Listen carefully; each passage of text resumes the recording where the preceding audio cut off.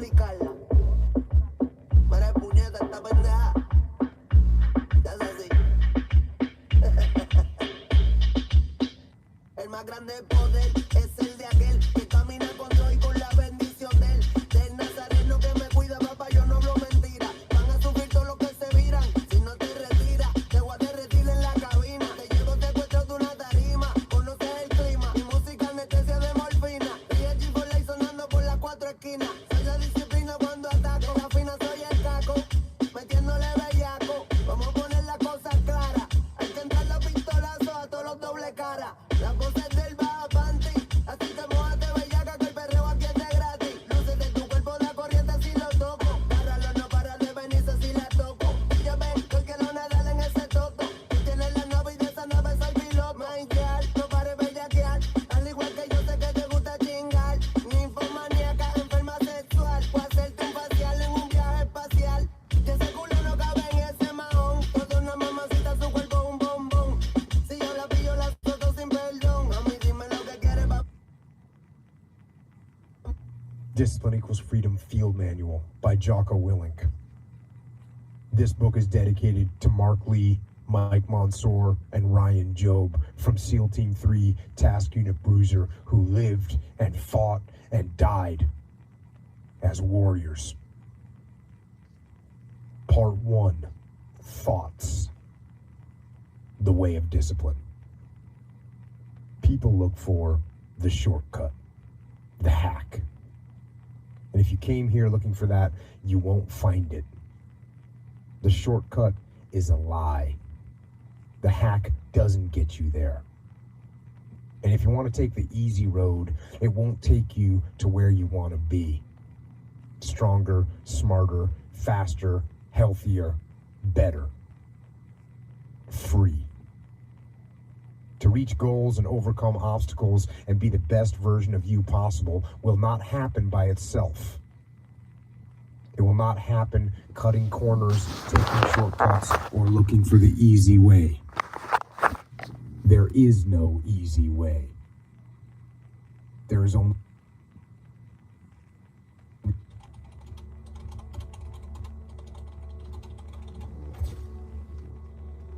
A woman may like many men, but she only chases the one she knows she cannot.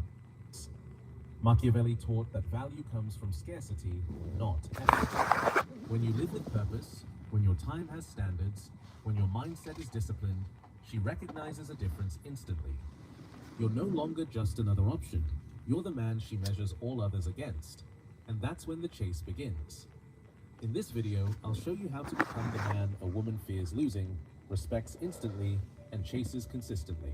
The psychology of scarcity. Most men completely misunderstand what makes a woman chase a man. They think it's about being funny, charming, or constantly giving attention. They believe if they just text enough, compliment enough, or do enough favors, a woman will stick around. But this is a huge mistake. Modern psychology, and even centuries-old philosophy, tell a very different story.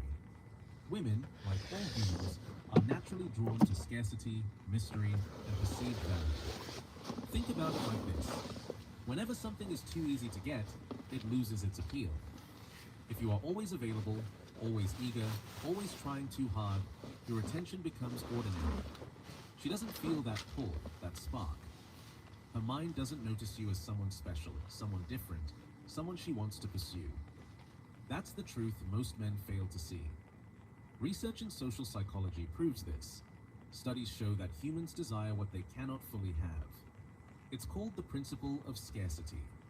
When people feel something is limited, rare, or difficult to obtain, their brain naturally assigns it higher value. That's why we desire things that are not easy to get. And when you apply this to attraction, it's simple. Women chase men whose time, energy, and attention are not unlimited. Machiavelli understood this centuries ago. He wrote, "Men judge more from appearances than from reality. All men have eyes, but few have the gift of penetration." What he meant was that people are constantly evaluating signals, sometimes consciously, often unconsciously. Women sense the energy you radiate, the way you value yourself, and how much you allow yourself to be available. They don't need you to say anything, they feel it, and it triggers desire. This is why being abundant, predictable, and always available destroys attraction. If she knows she can get your attention anytime she wants, your value drops instantly. She stops chasing, the spark fades. Instead, what creates fascination is deliberate scarcity. When you manage your time, control your energy, and choose carefully where your attention goes, you send a subtle but powerful signal. I am valuable. I am not easy to have. I am worth pursuing. Scarcity doesn't mean being cruel or manipulative. It doesn't mean ignoring her completely or playing silly games. It simply means setting standards, respecting your own value, and showing that your presence is rare and meaningful. When a woman senses this, she can't help but notice. She starts paying attention to you in ways she doesn't even realize. She observes your habits, your calmness, your confidence, your silence. Her brain starts associating you with something rare, something that cannot be replaced easily. Think about it in real life. Imagine a room full of men trying to impress women with jokes, flashy clothes, or constant attention. And then there's one man who doesn't try at all. He sits calm, focused, doing his own thing, interacting only when necessary. Slowly, women begin glancing at him. They whisper to each other. They wonder why he seems so different. That is scarcity in action. You don't need to try, you just need to exist in a way that feels rare, intentional, and valuable. This principle works because it taps into deep, subconscious human behavior. Women instinctively compare options. When they feel that a man's time and attention are limited, their interest intensifies. Scarcity creates curiosity, intrigue, and ultimately, desire. And when desire is combined with the perception of high value, she starts chasing. Not because you begged for attention, not because you tried hard, but because she senses something she cannot fully have or control. So remember this, attraction is not about how much you give. It's about how much you allow yourself to be desired. The man who is always available loses. The man who is deliberate, disciplined, and scarce wins. Scarcity is subtle, powerful, and unstoppable when done correctly. It's the first step in becoming a man a woman fears losing, respects instantly, and instinctively chases. Presence over words. Most men believe they attract women with what they say. They think clever lines, compliments, or jokes are the key. But the truth is far deeper and far more powerful. Women are drawn to how you carry yourself, not what you say. The energy you project, the way you move, the calm in your demeanor. These speak louder than any words ever could. Stoic philosophy teaches this clearly. Marcus Aurelius wrote, "Waste no more time arguing what a good man should be one." In other words, stop trying to explain yourself. Stop trying to impress through words or actions that feel desperate. Be the man who embodies confidence, calmness, and purpose. When you act with grounded self-assurance, women notice instinctively. They feel it in their gut before they even process it consciously. Machiavelli also understood the power of presence over words. He said, "It is not by force, but by artful guidance that men hold power over others." This is a timeless principle of influence, and it applies perfectly to attraction. Seduction is not about trying too hard or pushing for attention. It is about holding yourself in a way that naturally draws people in. When your presence is steady, deliberate, and intentional, you communicate power, stability, and authority without saying a single word. Think about it. How many times have you seen a man sit calmly in a room full of people, saying little, and yet everyone notices him? Women glance at him repeatedly. Men respect him. Something about his presence signals confidence, control, and value. That is not luck. That is the subtle art of presence. Words can be forgotten, jokes fade, and flattery is ignored. But the energy you project, the way you move, the way you occupy space, leaves a permanent impression. Presence is also about emotional control. A man who reacts to every little thing, who worries about every interaction, who tries to impress constantly, loses this power. Women feel insecurity and neediness unconsciously. But a man who remains calm, composed, and deliberate, who measures his responses, pauses before speaking, and chooses when to act, radiates authority. That authority is magnetic. It signals that he is in command of himself and his life. Machiavelli's ideas on guidance are subtle but precise. He advised that real power is often invisible. Influence is felt, not forced. The same applies to women. If a woman feels you are grounded, steady, and deliberate, she will start to notice patterns in your behavior. She will sense that you are different from the other men who are loud, reactive, or desperate for attention. She may not be able to explain why she is drawn to you, but her subconscious will recognize the difference immediately. This presence is enhanced by body language, posture, and energy. Stand tall, move deliberately, make eye contact without staring, and speak only when necessary. Silence can be more persuasive than words. A calm man commands attention not because he speaks more, but because he speaks less and means more. Words are temporary. Presence is lasting. Presence over words also means living intentionally.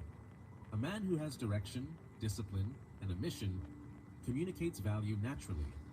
Even small gestures, showing patience, listening carefully, acting with integrity, signal that he is rare and deliberate. Women are drawn to this because deep down, they sense that he is someone who cannot be easily replaced or predicted.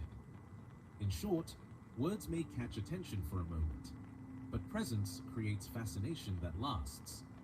It is the silent signal that makes women curious, intrigued, and attracted. Your calm energy, self-command, and deliberate actions speak louder than any pickup line ever could. If you combine scarcity with presence, you begin to create a powerful effect. She notices you more than anyone else, she feels drawn to you instinctively, and she starts to chase without realizing why. Presence over words is not just a tactic, it is a way of being, a lifestyle of control, power, and magnetism that women sense instinctively and cannot resist. Standards and boundaries. A woman respects a man who respects himself first. This is one of the most powerful principles of attraction that most men completely ignore. Psychology shows that people are naturally drawn to those who hold boundaries, value themselves, and refuse to tolerate disrespect. When you constantly give without consideration, chase attention, or compromise your standards, just to please someone, you are signaling low value, even if you think you are being kind or charming. Boundaries are not about being harsh or selfish. They are about clarity, self-respect, and control. When you set clear limits on your time, energy, and attention, you demonstrate that you are not available to anyone who does not deserve it. This automatically increases your perceived value. Women instinctively sense it. They notice a man who is calm, deliberate, and selective. That subtle difference makes you stand out immediately. Machiavelli captured this principle centuries ago when he said, "Make them value your presence by showing you can disappear." Absence is a tool of power. When you do not constantly seek attention or approval, your presence becomes rare and meaningful. Women begin to recognize that you are someone who cannot be taken for granted. Your scarcity creates curiosity, desire, and fascination. Boundaries also create a natural comparison effect. When a woman realizes that your time and attention are limited, she starts to measure your value against other men. Men who are too available, too eager, or too accommodating are quickly dismissed. But a man who has rules for his life, protects his time, and refuses to tolerate disrespect becomes irreplaceable in her mind. She begins to chase, not because you begged for attention, but because she subconsciously recognizes your self-respect, control, and authority.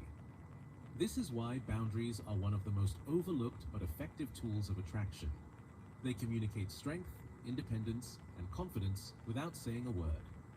A woman senses that you are someone who holds standards, someone who is not desperate for approval, and someone she cannot manipulate easily. That sense of challenge and respect triggers her natural desire to pursue you. Standards and boundaries also protect your energy and help you focus on your purpose. When you enforce limits, you avoid wasting time on people who do not recognize your value. You maintain control over your life and interactions. Women notice this and are instinctively drawn to it because it signals that you are a man of substance, discipline, and power. In short, a man who has clear boundaries and high standards is magnetic. Scarcity plus presence is powerful, but boundaries turn that power into respect and attraction. When women sense that your attention is a privilege, not a given, they cannot help but be drawn to you. They chase, they respect, and they begin to see you as someone they cannot replace. Purpose and direction. A man who has a clear purpose is naturally magnetic. It is not his clothes, his jokes, or even his looks that make him attractive. It is the way he moves through life with direction and intention. Behavioral psychology shows that humans are drawn to competence, vision, and clarity. Women, in particular, are instinctively attracted to men who are building something meaningful, who have clear goals, and who act deliberately toward achieving them. This is not about showing off. It is about living a life that has weight, structure, and purpose. Nietzsche said, "He who has a why to live can bear almost any how." When a man has a strong reason for living, whether it's building a career, mastering a skill, or pursuing a mission, he develops an inner confidence that is impossible to fake. This confidence radiates outward, often before he even speaks a word. Women sense it intuitively. They notice a man who is fully invested in his life because his energy communicates something rare. He is independent, focused, and unstoppable. Purpose also creates a form of unpredictability that is deeply attractive. Most men are reactive. They respond to circumstances, to attention, to approval. A man with purpose is proactive. He decides his path, sets his pace, and does not bend to others' expectations. Women sense this, even subconsciously. They notice that he cannot be dominated, predicted, or fully understood. That mystery, combined with competence, triggers curiosity and fascination. She starts to want to follow his lead, to be drawn into his world, not because he asked her to, but because she feels a natural pull toward his vision and energy. Purpose is not about busyness or pretending to be productive. It is about living intentionally, choosing where to invest your time, energy, and attention. When a man structures his life around meaningful goals, he naturally projects authority.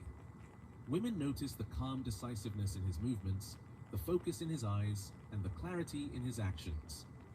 These are subtle signals, but they are far more persuasive than any words or charm.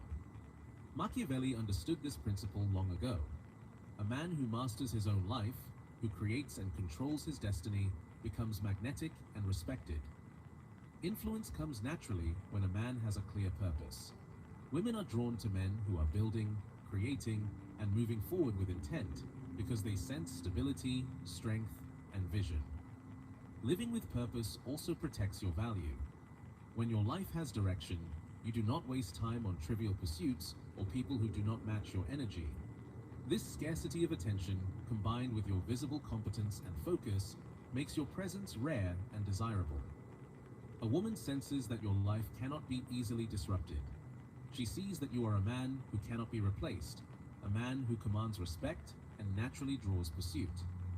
In short, purpose transforms a man's energy. It creates inner confidence, radiates outward, triggers fascination, and inspires pursuit.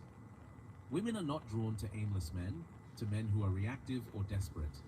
They are drawn to the man who moves through life with direction, vision, and deliberate action. Purpose makes you magnetic. Purpose makes you uncatchable.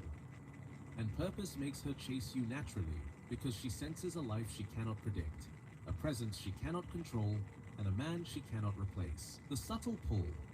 Attraction is rarely loud. It is not about showing off, trying too hard, or forcing attention. True attraction is a dance of subtle influence. It is quiet, deliberate, and invisible, yet incredibly powerful. Machiavelli understood this centuries ago when he wrote about power. Often, the strongest influence is unseen. The same principle applies to seduction. You do not push, beg, or manipulate a woman into chasing you. Instead, you allow her to move toward you naturally, guided by your energy, self-discipline, and calm authority. Every small gesture, every deliberate pause, every carefully measured word has a magnetic effect. It is in the way you hold your gaze for just the right moment, the way you pause before responding, the way you interact without over-explaining or over-committing. These subtle signals communicate confidence, independence, and control, qualities women sense instinctively and cannot resist. Psychology explains why this works. There is something called the Zeigarnik effect, the human tendency to remember incomplete patterns and feel a need to resolve them. When a woman cannot fully understand you, when your thoughts, intentions, and emotions remain partly hidden, her brain instinctively seeks closure. She becomes curious. She wants to decode you. This is why mystery is such a powerful tool in attraction. It triggers her mind to chase your energy, even without words or direct effort on your part. Independence strengthens this pull.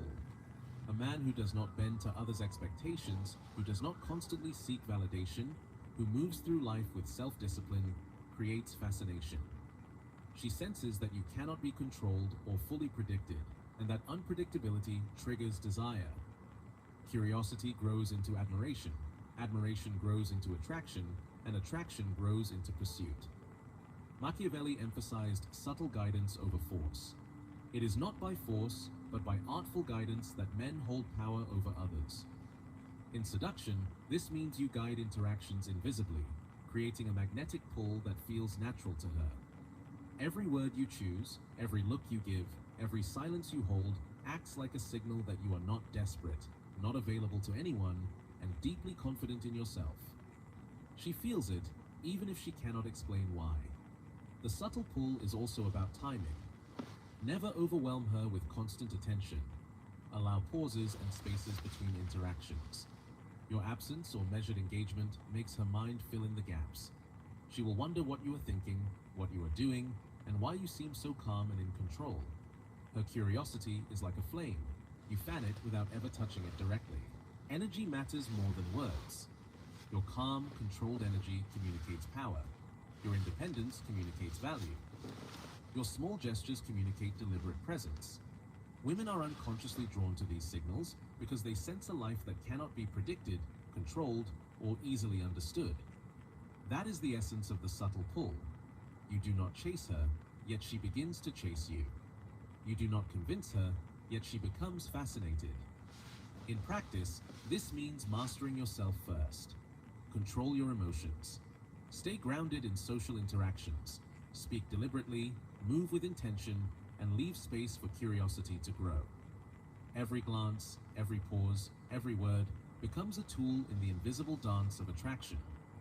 In short, the subtle pull is about allowing desire to build naturally through mystery, independence, and deliberate energy. It is invisible, indirect, and devastatingly effective. A woman senses it, cannot resist it, and begins to chase. She is drawn not because you forced her, but because you became unpredictable, magnetic, and untouchable. The chase becomes natural. Attraction is not a result of charm, luck, or even physical appearance. The real reason a woman chases a man is far deeper. It is because he has become irreplaceable. Once you combine scarcity, presence, purpose, and subtle influence, the dynamics change. She no longer needs to be convinced, persuaded, or manipulated. Her desire begins to emerge naturally. She senses a man whose time, energy, and attention are deliberate, rare, and valuable. She feels a pull she cannot resist, a curiosity she cannot explain, and an attraction she cannot control. Scarcity sets the foundation. By holding your attention and energy selectively, you signal that you are not just another man. You are someone she must earn. Presence adds power. Your calm, grounded, deliberate energy radiates confidence that she notices instinctively. Purpose contributes depth. A man with direction, goals, and vision creates a life she cannot dominate or predict. The subtle pull ties it all together. Your mystery, independence, and measured interactions create an invisible magnet she feels but cannot name. Philosopher Schopenhauer observed, "A woman will love a man who excites in her a secret desire she cannot understand." This perfectly aligns with Machiavellian principles of attraction. True seduction does not rely on forcing emotion or using tricks. Instead, it relies on becoming a man whose energy, behavior, and presence naturally stimulate fascination. She feels drawn, intrigued, and compelled to follow, simply because she senses your value, control, and uniqueness. The chase becomes organic, not artificial. She begins to notice patterns, how you move, how you react, how your attention is measured. She realizes, often subconsciously, that your time is limited, your focus is disciplined, and your life is structured with intention. She begins to seek you not because of superficial attraction, but because your combination of scarcity, presence, purpose, and subtle influence makes you irreplaceable in her eyes. Machiavelli's timeless advice applies perfectly here. Influence works best when invisible. You do not need to chase her, manipulate her, or prove yourself constantly. The magnetism emerges naturally when you embody these principles. She begins to mirror your rhythm, notice your energy, and unconsciously align with your tempo. What feels like her choice to pursue is actually the result of your discipline, emotional control, and strategic presence. At this stage, attraction transforms into fascination. She is not just interested, she is drawn to you consistently, compelled by your aura, and intrigued by the life you lead. Your standards and boundaries protect your value, while your purpose and energy amplify your magnetism. The chase is no longer about her testing you, it becomes a natural response to the man you have become. Remember, this is not about manipulation or trickery, it is about mastery, mastery of yourself, your presence, and your life. Scarcity, presence, purpose, and subtle pull are tools to shape attraction without effort or coercion. A woman chases not because you demand it, but because she recognizes something rare, powerful, and magnetic in you. In short, when you embody these principles, the chase becomes natural. She is drawn to you, curious about you, and fascinated by you, all without a single word of persuasion. You become a man who cannot be replaced, cannot be controlled, and cannot be ignored. The attraction is no longer forced. It flows naturally, effortlessly, and irresistibly. Machiavelli didn't teach manipulation. He taught strategy, self-discipline, and mastery over yourself. These are the qualities that make a man truly magnetic. When you live with purpose, protect your time, and hold your presence deliberately, women sense it immediately. They notice a man who is rare, confident, and unshakable. A man they cannot replace, cannot ignore, and instinctively want to be near. Value, presence, and purpose are not tricks. They are magnetic forces. Scarcity is not selfishness.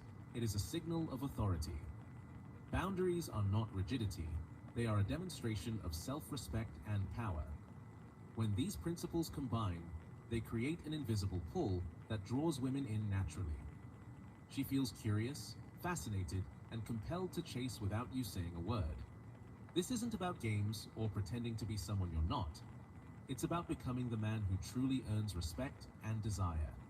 Every choice you make, how you spend your time, how you carry yourself, how you pursue your goals, communicates value. Women feel it, even if they can't put it into words. Become that man. Be deliberate. Hold your standards. Live with purpose. Protect your energy. She will chase. She will respect. She will never see anyone else the same way again. The power isn't in words. It's in who you are and how you move through the world.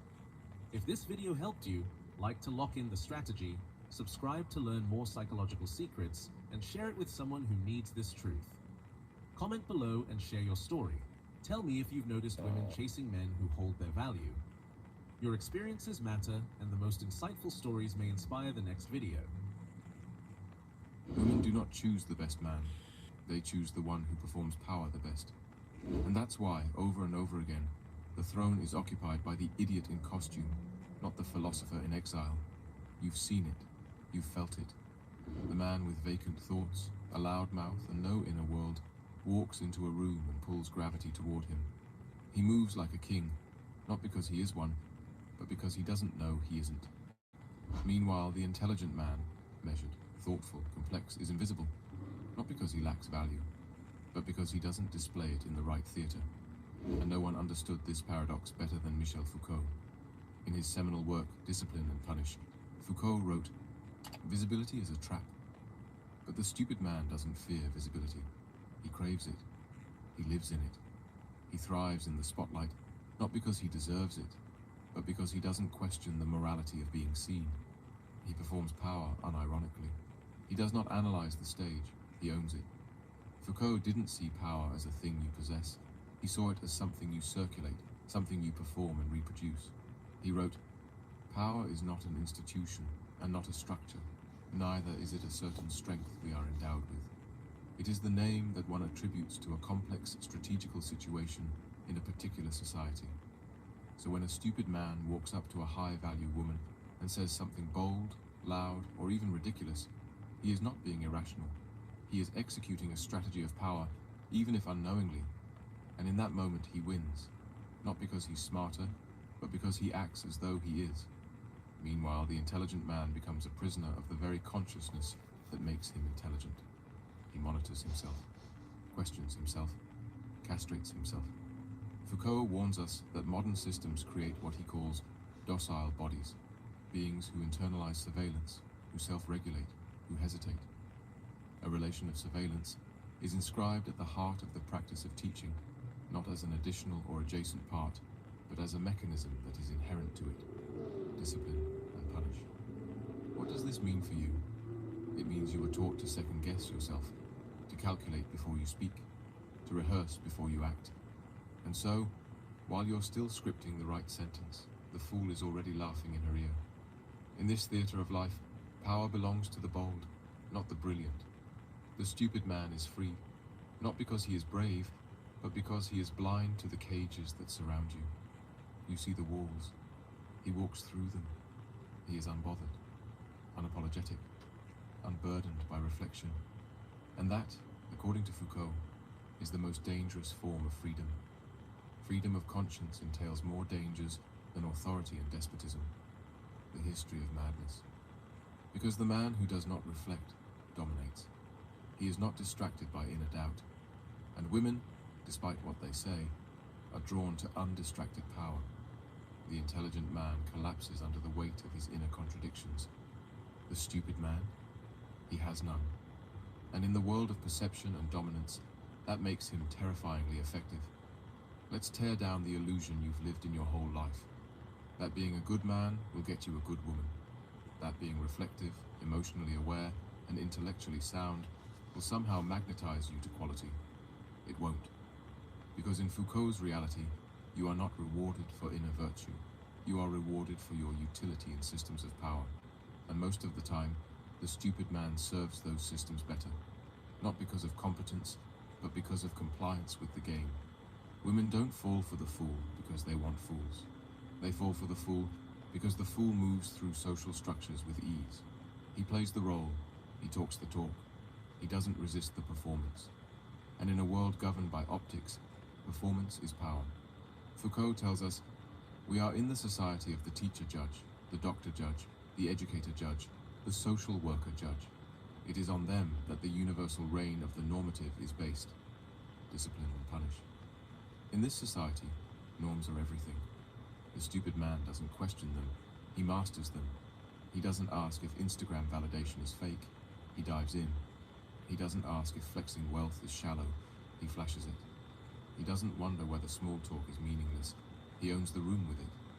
Meanwhile, the intelligent man watches in horror, dissects, judges, steps back, and in stepping back, he steps out of visibility. He becomes a philosopher without a microphone, a sage who whispers into a storm, and the world and the woman walks past him. Foucault understood this invisibility. He called it the violence of normalization. The judges of normality are present everywhere. We are in the society of the teacher-judge, who judges, prescribes, and punishes. What happens to intelligent men? They get measured, evaluated, pathologized.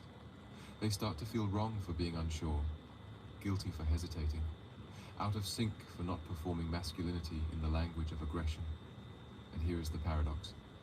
The stupid man, through his obliviousness, escapes judgment. His very ignorance shields him from shame. He is not correct, but he is uninterrupted. And that's what women often feel when they're with him. A man untouched by anxiety. A man who doesn't flinch when challenged. A man who doesn't negotiate with himself before he desires. And to a woman who's lived her whole life in a storm of judgment and comparison, his blindness feels like strength. Now consider how power moves. In Power Knowledge, Foucault said, power is everywhere, not because it embraces everything, but because it comes from everywhere. This is what makes stupid men dangerous.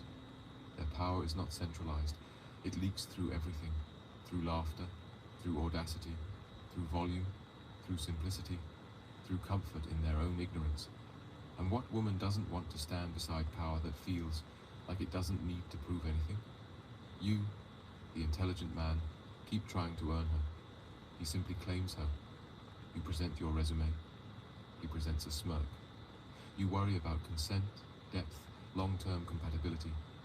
He worries about nothing. And in that void of worry, he becomes magnetic. Foucault would not say this is justice. He would say, this is how the architecture of power works. And unless you understand that women respond to power's performance, not its origin, you will keep watching the dance from the shadows. You'll remain unseen, not because you are small, but because you never stepped onto the stage. There is a particular humiliation that haunts intelligent men the moment they realize their understanding of the world does not give them leverage in it. And nowhere is this more brutally revealed than in attraction. You watch the fool win the room, win her laughter, win her body, and all you're left with is your clarity, your insight, your quiet rage. But Foucault would say, what you lack is not worth, it's strategy. You were taught to believe the world rewards those who master knowledge. But Foucault flips the table. Knowledge is not for knowing. Knowledge is for cutting. Society must be defended. In other words, knowledge is not an ornament. It's a weapon. And if you don't know how to use it, if you don't know where to cut, you become a museum of intelligence instead of an engine of impact. The stupid man knows nothing of theory, but he cuts the world open with presence. He dominates not because he is brilliant, but because he is strategically uninhibited. The woman feels this. She feels it in how he looks at her, not with admiration, but with entitlement. And while you hold your breath, measuring the right words to say, he is already touching her waist. It's not that he deserves her. It's that you surrendered the moment you waited for permission. In the history of sexuality, Foucault argued, power is exercised rather than possessed. It is not the privilege of the dominant class, but the overall effect of its strategic positions. So here's the dagger. Stupid men often occupy better positions. They're loud. They're unashamed. They place themselves in the spotlight, not because they belong there, but because they don't know not to. Their stupidity is not absence, it is armor. They are not calculating risks, so they are never paralyzed. They are not reflecting on social consequences, so they move with raw immediacy. And that immediacy, Foucault would say, is what power looks like in the flesh. Because power isn't silent. It isn't noble. It isn't hiding in books. It's laughing at the party. It's making a move. It's dancing terribly, but dancing first. And women don't wait for the man with the best vocabulary. They respond to the man who takes up space with no apologies. But here's the deeper sickness. As an intelligent man, you've internalized your own invisibility. You start to think it's a moral high ground, that by not participating in the game, you are somehow above it. But this is a lie that keeps you lonely. Foucault warned against this trap. Where there is power, there is resistance. But he never said resistance wins. Often it just isolates. And the stupid man doesn't resist the game. He masters it. His ignorance gives him agility. He doesn't stop to ask if his desire is politically correct, psychologically informed, or spiritually aligned. He just acts. That's what the woman sees. That's what the woman feels. That's what the woman responds to. Your depth becomes your handicap if you do not translate it into social voltage. You can't feel the poetry in your mind if it never leaves your mouth. In this world, power is kinetic. The stupid man moves. You hesitate. And in that tiny delay, the night changes. She changes. You lose her. Not to something better, but to something faster. Let's go deeper. Foucault didn't just study prisons, hospitals, and schools. He studied how power wraps itself around bodies, how it choreographs behavior, how it trains you, disciplines you, without a whip or a command. You think you're free? You're not. You're a product of what Foucault called biopower, power that controls populations not through chains, but through norms, through shame, through silence, through internalized scripts that tell you when it's okay to speak, move, touch, desire. And here's where the stupid man beats you again. He doesn't obey these scripts, not because he's a rebel, but because he's unaware they exist. He lives outside the architecture of discipline. He is raw, and in a world sterilized by over-analysis, rawness feels like truth. Foucault tells us, power produces reality, it produces domains of objects and rituals of truth, discipline and punish. What does that mean? It means even the concept of being a good man was manufactured. Your politeness, your carefulness, your humility, those weren't born of virtue. They were programmed into you by a system designed to tame you. But desire doesn't obey that system. Attraction doesn't worship manners. Women are not selecting on virtue. They're responding to vibration. And the stupid man vibrates without filter. He does not second guess. He does not self-edit. He is not trying to appear worthy. He simply acts like he is. Foucault would say, this is the triumph of discursive dominance. He who controls the script controls the scene. The stupid man doesn't even need to write a script. His presence is the message. You, the intelligent man, write brilliant monologues in your head, but forget to speak them out loud. Let's be brutally honest. You've watched a woman you cared about fall for a man who can barely spell his own name. Why? Because he entered her emotional space without fear. He didn't sneak in with credentials. He barged in with boldness. And here lies the deadliest insight from Foucault. Power is tolerable only on condition that it masks a substantial part of itself. Its success is proportional to its ability to hide its own mechanisms. That's the final wound. The stupid man doesn't look powerful. He feels it. And because he never reveals the machinery, because there is no visible effort, his confidence looks authentic, unmanufactured, real. That's what seduces. You, the thinker, build your case. He becomes the case. You try to prove you're worthy. He assumes it. And in doing so, he bends the entire encounter around his gravity. She doesn't know why she's drawn to him. She can't explain it. That's because the stupid man operates beneath language. He triggers instinct, not logic. And instincts are never impressed by essays. They are moved by rhythm, dominance, audacity. You want to be chosen for your mind, but she chooses based on how your presence makes her feel. And the stupid man, by virtue of his blindness, makes her feel free. So now you sit there, drowning in your own mind, wondering how the world became this upside-down theatre where ignorance wins and intelligence is punished. But Foucault would say, this was never a mistake. This is how the system was built. You've confused intelligence with power. But power, as Foucault says, does not belong to the rational. It belongs to the functional. And the stupid man functions better in the structures that dominate social life. He flows with the tide of signals, roles, impressions, and rituals. He doesn't resist the current. He rides it. In the archaeology of knowledge, Foucault made a haunting observation. There is not one but many silences, and they are an integral part of the strategies that underlie and permeate discourses. You've been silenced by your own awareness. You've swallowed words before you could say them. You've second-guessed your desires until they looked like threats. You've waited for permission in a world that only rewards those who take. And in that delay, in that intellectual stutter, she moved on. Not because she didn't feel something for you, but because you didn't make her feel something of herself. The stupid man, in all his idiocy, knows how to make her feel seen. Not because he understands her, but because he doesn't hesitate to act before understanding is even required. His ignorance becomes an engine of experience. He touches without calculating. He speaks without a thesis. He moves without the virus of analysis. And so, to the woman starved for energy, he becomes the drug. You, the intelligent man, try to protect her from your flaws. He wears his flaws like cologne. You try to open the door gently. He kicks it in. You hope your restraint will be respected. He knows her emotions won't wait that long. And here is where Foucault delivers the final death blow. The soul is the prison of the body. Discipline and punish. You've imprisoned yourself. Your mind has become a cage. You've intellectualized your desire so deeply that you no longer know how to express it. You think that truth will win her, but she doesn't want to be convinced. She wants to be consumed. So what's the lesson? Not to become stupid, but to unlearn your obedience to the quiet, invisible norms that have castrated your power. To stop waiting for worthiness to be granted. To stop watching life like a critic and start shaping it like an actor. Power is not found in knowing more. Power is found in doing more, without begging the world to validate your reasons first.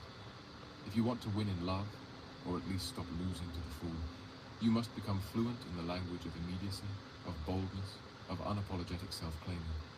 You must walk back into the arena Foucault described, not with a dissertation, but with presence. Women are not choosing stupid men because they admire stupidity. They're choosing them because those men know how to move through systems that intelligent men are still trying to decode. And until you learn to act, not after thinking, but as a form of thinking, you'll remain a prisoner of your own brilliance. So choose. Remain the wise ghost who observes from the shadows. Or finally step into the theater and become the kind of man who doesn't ask for power. He radiates it. If this shattered something in you, or awakened something, then it did its job. Like, share, subscribe. And if you believe in this message, support the channel through the link in the description, because no one is saying this, but you know it needed to be said. Most people live in quiet desperation, trapped in routine, societal expectations, and self-imposed limitation. They wake up, follow the same patterns, seek comfort, and repeat the cycle. Nietzsche saw this as the greatest tragedy, not physical death, but the slow decay of the spirit into mediocrity. He believed that a person must have a deep reason for existence, a driving force that makes life meaningful. Without it, one drifts aimlessly, lost in conformity and routine. The biggest obstacle to greatness, according to Nietzsche, is the herd mentality. Society conditions people to follow norms, discouraging individuality and independent thought. The masses prefer stability, predictability, and security over ambition, challenge, and greatness. Nietzsche argued that this mindset kills the human spirit. The individual who dares to rise above the herd is often ridiculed or outcast, but it is only by stepping away from societal expectation that one can truly realize their potential. Mediocrity is appealing because it offers comfort. It removes the risk of failure, hardship, or suffering. But Nietzsche warned that this comfort is an illusion. A life without struggle is a life without meaning. Those who settle for mediocrity may find temporary pleasure, but will never experience true fulfillment. The path to greatness is not easy. It requires constant self-overcoming. Nietzsche urged people to embrace the challenge of becoming something greater.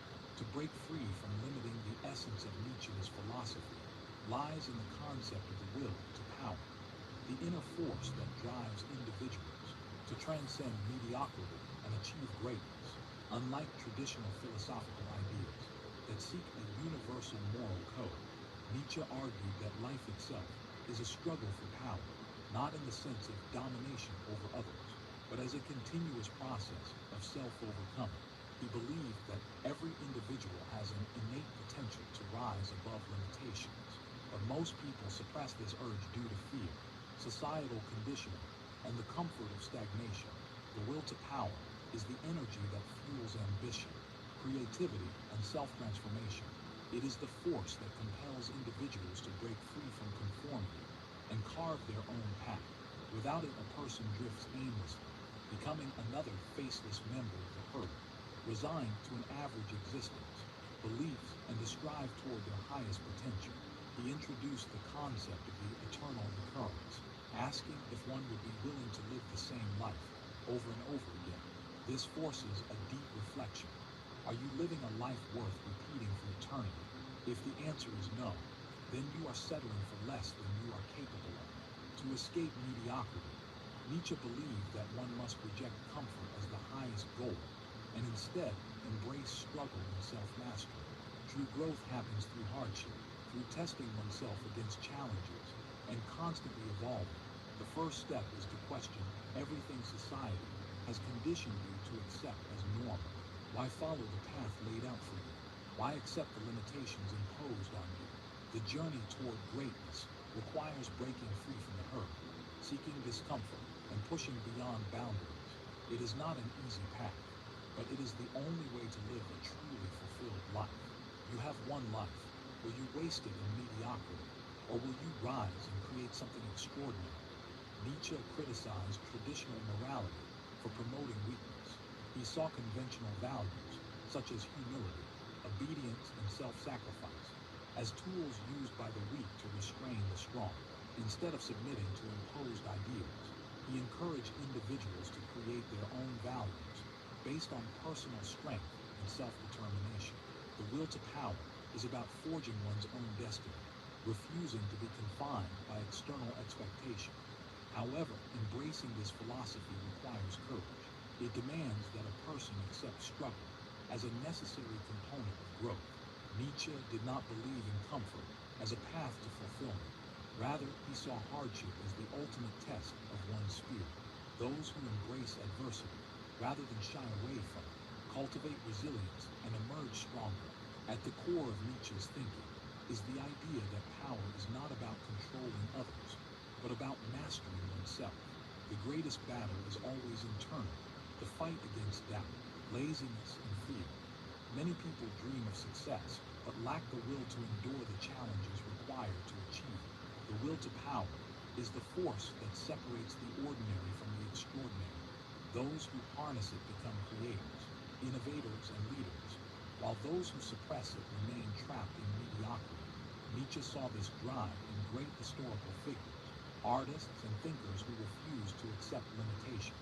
He admired those who dared to defy societal norms and forge their own path, even at great personal cost. To cultivate the will to power, one must develop a mindset of constant self-overcoming. This means rejecting excuses, embracing discomfort, and seeking mastery in one's chosen field.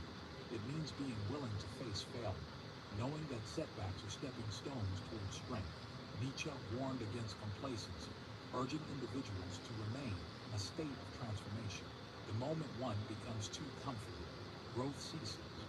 He believed that life should be lived as an ongoing experiment, where each challenge is an opportunity to refine oneself. Those who fail to embrace this process remain stagnant, prisoners of their own limitations. The will to power is not given. It is earned through struggle, through the willingness to fight against one's weaknesses and emerge stronger. Those who choose this path may face resistance, but they also experience the highest form of existence, one filled with purpose, intensity, and fulfillment. Nietzsche's idea of the Übermensch, overman or superman, is the ultimate rejection of mediocrity. He envisioned the Übermensch as an individual who transcends traditional morality, societal norms, and self-imposed limitations to create their own values. For Nietzsche, the average person is bound by fear, conformity, and external expectations, living a life dictated by rules they never question. In contrast, the Übermensch embraces struggle, takes full responsibility for their existence, and forges a unique path guided by their own will. The Übermensch is not simply a strong or successful person, but someone who has mastered themselves, overcome their weaknesses, and reshaped their reality according to their highest vision. To Nietzsche, this is the highest aspiration of human existence, a life lived with full intensity, creativity, and purpose. One of the biggest barriers to becoming an Übermensch is the internalized morality of the herd. Society teaches people to value safety, comfort, and obedience over ambition, challenge, and self-creation. Nietzsche saw traditional religious and moral values as tools that keep individuals weak, preventing them from realizing their full potential. He criticized passive virtue, such as humility and self-denial, arguing that they were born from weakness rather than strength. Instead of suppressing one's desires and instincts, the Übermensch channels them into creative and productive forces. Nietzsche believed that the ultimate enemy of greatness is resentment, a poisonous mindset that keeps people trapped in mediocrity. He introduced the concept of ressentiment, a deep-seated bitterness that weak individuals develop when they feel powerless. Instead of taking responsibility for their situation, they blame others, society, or fate for their failures. This victim mentality leads to inaction, envy, and a cycle of self-pity. Nietzsche saw resentment as one of the most destructive forces in human nature, keeping people from striving for excellence. The truly strong, he argued, do not dwell on what they lack or what has been done to them. They take full control of their lives and transform challenges into opportunities. The path to greatness requires rejecting resentment and embracing radical responsibility for one's destiny. Another major obstacle Nietzsche identified was the illusion of equality, the idea that all people should be the same, have the same opportunities, and live without hierarchy. He argued that this mindset suppresses ambition and excellence. In reality, not everyone is equal in strength, intellect, or willpower. Some individuals have the courage to rise above the masses and shape the world, while others remain trapped in mediocrity. Nietzsche did not believe in artificial fairness. Instead, he saw life as a constant struggle, where only those with the strongest spirit can achieve true greatness. The Übermensch does not seek approval or permission to succeed. He simply takes action, knowing that true power belongs to those willing to claim it. Another key theme in Nietzsche's philosophy is the rejection of external validation. Most people live their lives seeking approval from others, shaping their choices based on what society deems acceptable. This leads to a life of compromise, where one's true desires and ambitions are suppressed in favor of fitting in. Nietzsche saw this as a form of self-betrayal. The Übermensch, by contrast, is completely independent in thought and action. He does not rely on external praise or recognition to feel worthy. Instead, he sets his own standard and judges himself based on his own achievements.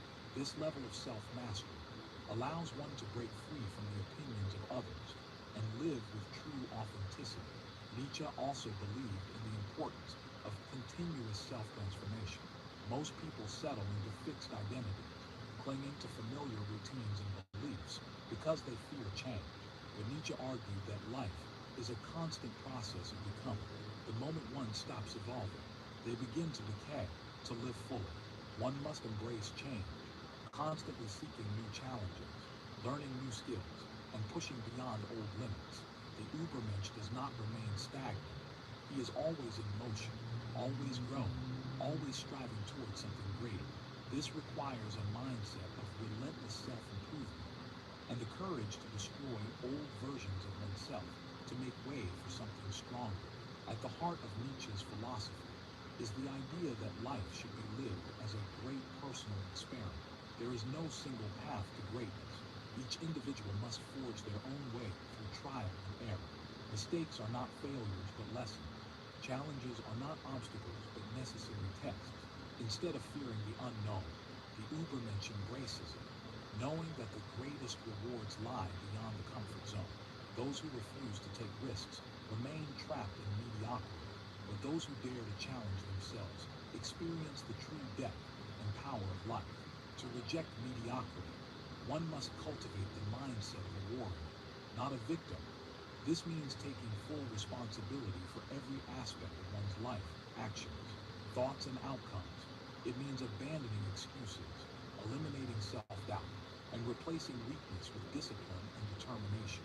It means refusing to let resentment, fear, or external opinions dictate one's fate. Nietzsche's philosophy is not for those who seek comfort or easy answers. It is for those who are willing to face the struggle of existence with strength, courage, and an unshakable will to power. Those who embrace this path become more than ordinary. They become creators, leaders, and forces of nature, shaping the world rather than being shaped by it. Nietzsche's philosophy is a call to action, a challenge to rise above mediocrity and embrace the full potential of human existence. He rejected the idea of a passive life dictated by external forces, instead urging individuals to take full ownership of their destiny. The path to greatness is not easy. It requires struggle, discipline, and an unbreakable will. But those who dare to walk this path experience life at its highest intensity, filled with purpose, creativity, and self-overcoming. To live as the Übermensch, one must break free from the herd, reject comfort as the highest goal, and see challenges as opportunities for growth. It means creating one's own values, rather than following society's expectations. It means embracing suffering as a necessary part of transformation, and pushing beyond every limitation. Most people will never take this path. They will remain in the shadows, seeking safety in routine and conformity. But for those who dare, the reward is a life of power, meaning, and true fulfillment. Nietzsche's ultimate question is this: If you had to live your life over and over again for eternity, would you be satisfied with the way you are living now? If the answer is no, then it is time to change. It is time to take control, to rise above, to become more. You have one life, don't waste it in mediocrity. Become the strongest, most fearless version of yourself. If this philosophy resonates with you, make sure to like, comment, and subscribe for more powerful insights on life, self-mastery, and the pursuit of greatness. Turn on notifications so you never miss a new video that challenges you to think deeper and push further. This is your journey. Embrace it fully.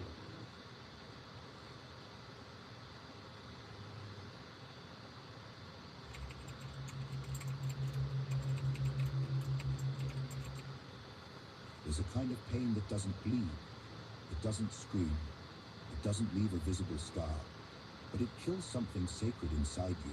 It's called disrespect. You felt it. When someone interrupts you mid-sentence, when your ideas are brushed off like dust, when your kindness is seen as weakness, and perhaps the most tragic part, you stayed silent. Machiavelli would have called that silence a mistake, not because you didn't fight back, but because you gave permission. Disrespect is a weed. Water it once with your silence, and it grows into your identity. This isn't just about ego, it's about power. It's about how the world sees you, and more dangerously, how you see yourself. So today, we go into the mind of Machiavelli to learn how to kill disrespect. Before it kills you, you've been taught to be kind, to be soft-spoken, to turn the other cheek. And while there's grace in that philosophy, there is also danger, because when kindness is offered in a world that only respects strength, it becomes a form of currency no one values. It becomes invisible. You become invisible. This is where Machiavelli offers his brutal clarity. He didn't write The Prince for saints. He wrote it for survivors, for those standing at the edge of betrayal, powerless but hungry for understanding. He observed a world where good men were devoured, not because they lacked virtue, but because they lacked strategy. He wrote, "It is much safer to be feared than loved, if you must choose. But this doesn't mean to become cruel. It means to become undeniable." Fear, in Machiavelli's world, was never about violence. It was about boundaries. It was about commanding a presence so firm, so clear, that people think twice before crossing you. Now let's bring this to the modern world. You don't rule a kingdom, but you do rule your time, your space, your energy. And just like a ruler, if you don't guard your gates, they will be trampled. Think of respect like a mirror. It reflects only what you show it. If you stand tall, it reflects dignity. If you bow too quickly, it reflects something lesser, and people respond accordingly. Disrespect often comes disguised as casual, a joke at your expense, a compliment laced with condescension, a decision made without consulting you, and we brush it off. We laugh along, we stay silent, because we fear the confrontation, or worse, we doubt we're worthy of more. But every time you accept less, you train others to offer less. Not because they're evil, but because human nature is opportunistic. We test boundaries, often without knowing. And when we find no resistance, we push further. Machiavelli's lion and fox are not just metaphors for rulers. They are roles we must all embody in daily life. The fox sees the intentions beneath the words. It recognizes the trap of false praise, the bait of flattery, the mask of civility hiding subtle domination.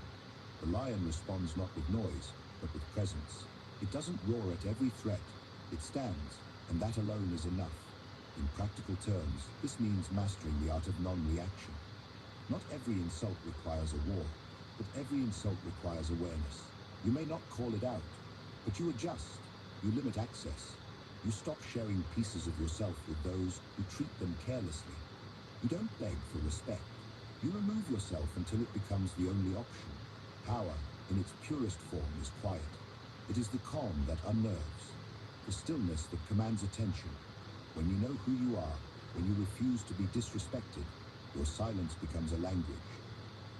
Machiavelli understood the psychology of power deeply. He knew that people respond not to your inner world, but to the signal you send. Confidence, value, strength. These are not things you speak. They are things you embody. And in today's world, where so many are desperate to be liked, where validation is chased like currency. True self-respect has become rare, but rare things are valuable, and valuable things are treated differently. So how do you begin to shift this dynamic? You start by redefining kindness. True kindness does not mean tolerating mistreatment. It means choosing when and whom to offer it to. It means being generous, but not naive, compassionate, but not exploitable. Machiavelli would tell you, your value rises the moment you stop trying to prove it, the moment you stop explaining your worth. Stop over-apologizing. Stop shrinking to keep others comfortable. Because when you are grounded in your own dignity, you no longer need to chase external confirmation. People begin to feel your energy differently. They speak more carefully. They listen more closely. Because you are not seeking approval. You are commanding recognition. Disrespect dies in the face of unwavering self-respect. That's art. Not to retaliate with equal harm, but to outgrow the space where disrespect lives. To rise beyond it. To let your presence become a standard. One that others must meet or lose access to. This is not arrogance. This is alignment. Alignment with the truth that your time is sacred. Your voice is valuable. Your heart is not a public park for careless feet. So stop explaining the impact of their words. Stop offering second chances to those who never earned the first. Stop confusing your silence with strength when it's actually fear in disguise. Instead, remember what Machiavelli understood so well: the world is not fair, but it is predictable. And those who understand human behavior, who learn the subtle laws of power, can move through life with precision and peace. That doesn't mean playing games. It means playing wisely, knowing when to speak, when to step back, when to cut ties not with anger, but with grace. Because the ultimate act of power is not retaliation, it is removal. And as you begin to live this way, you'll notice something extraordinary. The world will shift around you. People will rise to meet the standard you now embody, or they will fall away. Either way, you win. This is how you kill disrespect. By mastering the dance of the lion and the fox. By becoming the kind of person whose silence feels louder than another's shouting. By remembering that the first person who must never disrespect you is you. And now, we step into the deeper mirror, into the space where these ideas leave the page and step into your real, lived experience. Where we ask you, how does this philosophy breathe in your daily life? What does it look like when applied to your heart, your home, your voice? Let us reflect. Let us go deeper still. You've heard the lesson, the lion, the fox, the quiet strength that demands respect without ever asking for it. You've understood how tolerance of disrespect, however small or polite, becomes an invitation for more. But understanding it intellectually is not enough. The real transformation begins when this idea crawls off the page and walks into your life, into your relationships, into the rooms you sit in, into the mirror you stand before. Because it is in real life, not in theory, where the test is hardest. How do you kill disrespect when it comes from the people closest to you? What do you do when it comes from the one you love? From the family you cannot escape, from the friend you've known for years. It's easy to walk away from strangers. Harder when the wound wears a familiar face, because part of you still wants to be seen, to be chosen, to be understood. And that's the trap, that hope, that one day they'll change, or that your patience will teach them your value, is the lie that keeps you in the cycle. Machiavelli understood that sentimentality, when placed above sovereignty, destroys rulers. And it destroys people too. The brutal truth is this: disrespect doesn't always come in screams. Sometimes it comes in forgetfulness, in lack of acknowledgement, in being the last to be considered, the first to be blamed. And you may tell yourself, it's not intentional. But intention is not the measure. Impact is. If someone repeatedly steps on your boundaries, knowingly or unknowingly, they are still doing damage. A cut is still a cut, even if the blade didn't mean to fall. This is where most people falter. They wait for the disrespect to become undeniable. They wait for it to scream, but by then, it's too late. By then, your self-worth has already been corroded. Not shattered, but slowly dissolved, drip by drip, moment by moment. So how do you act earlier? How do you see the signs when they are still small? You learn to listen to the silence between moments, to how people make you feel when you leave their presence. Are you lighter or heavier? Do you feel more like yourself or less? The world rarely disrespects you suddenly. It does so suddenly. It tests your edges and waits to see if you flinch. And if you don't respond, it carves deeper, not out of malice, but because you taught it that your edges were suggestions, not rules. Now imagine you lived differently. Imagine every boundary you had was rooted not in fear, but in love for yourself. Imagine you corrected disrespect not with anger, but with clarity. Imagine you left places not because they rejected you, but because you rejected the version of yourself that had to beg for worth. This is where philosophy meets self-respect, and where self-respect becomes not an emotion, but a practice. Every time you choose not to explain your boundaries, you strengthen them. Every time you walk away from people who do not listen, you teach your soul it matters. Every time you stop negotiating your dignity for temporary peace, you become the ruler of your own life. And make no mistake, you are always training the world. With every yes, every no, every silence, you are teaching them what you allow. And more importantly, you are teaching yourself.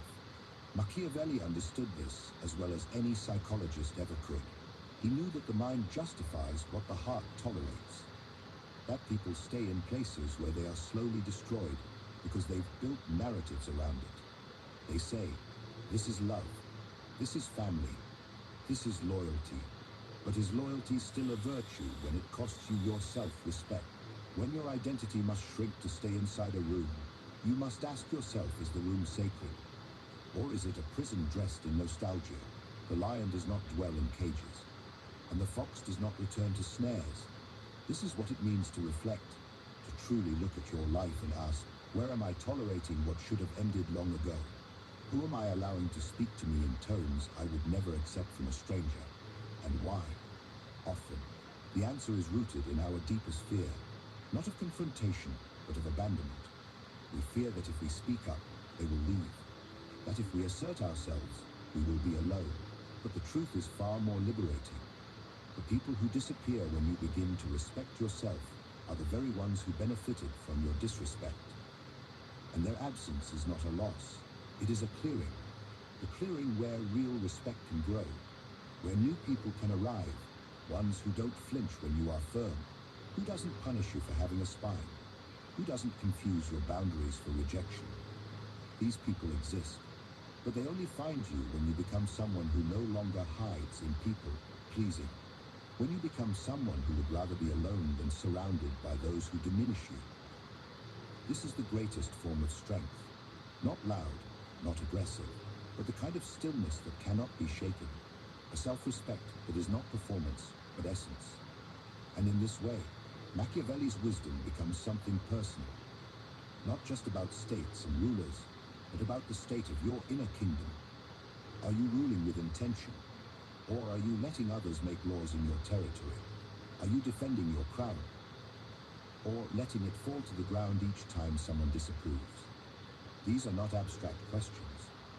They are the daily decisions that shape your identity.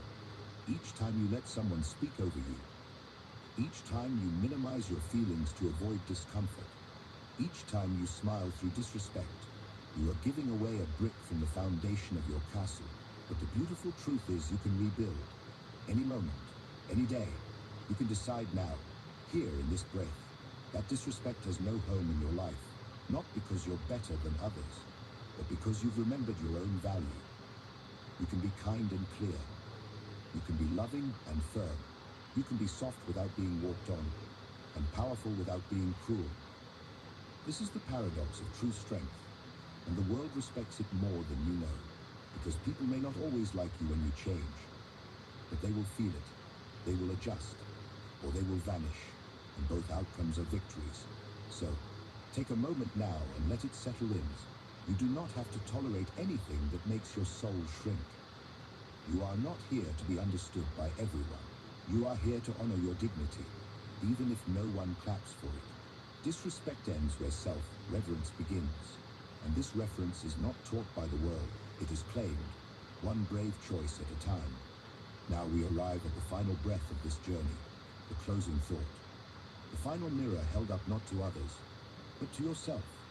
Because in the end, how you kill disrespect is not about controlling the world, but about remembering who you are in it. Let's close with the truth your soul already knows. You've walked through the silence, felt the sting of the unseen insult, learned to name it, disrespect. And now, you stand on the other side of that awareness, holding a deeper truth. Not a truth spoken by others, but one remembered in the quiet moments, when no one else is watching, when it's just you, and the echo of your worth. This final moment is not a grand ending, but a return to something you were always meant to know. You do not owe your dignity to anyone. It was never a gift to be earned. It was never a favor someone else could give you. It was your inheritance, something ancient and sovereign, buried beneath years of apology, layers of fear, and the habit of shrinking so others could feel taller. You see, killing disrespect is not about fighting the world. It's about ceasing the inner war between who you are and who you've been pretending to be just to be accepted. Machiavelli, often misread as a prophet of cruelty, was instead a master of clarity. He never demanded ruthlessness.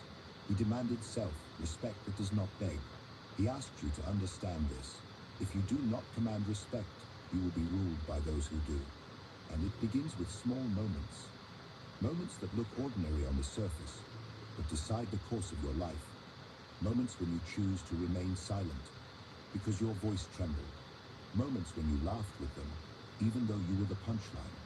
Moments when you stayed, knowing deep down, you were already gone. But now, you're learning to return to yourself. To those of you that know better. To the you that doesn't have to shout to be heard, but no longer whispers to be tolerated. You return by remembering that self-respect is not pride. It's peaceful.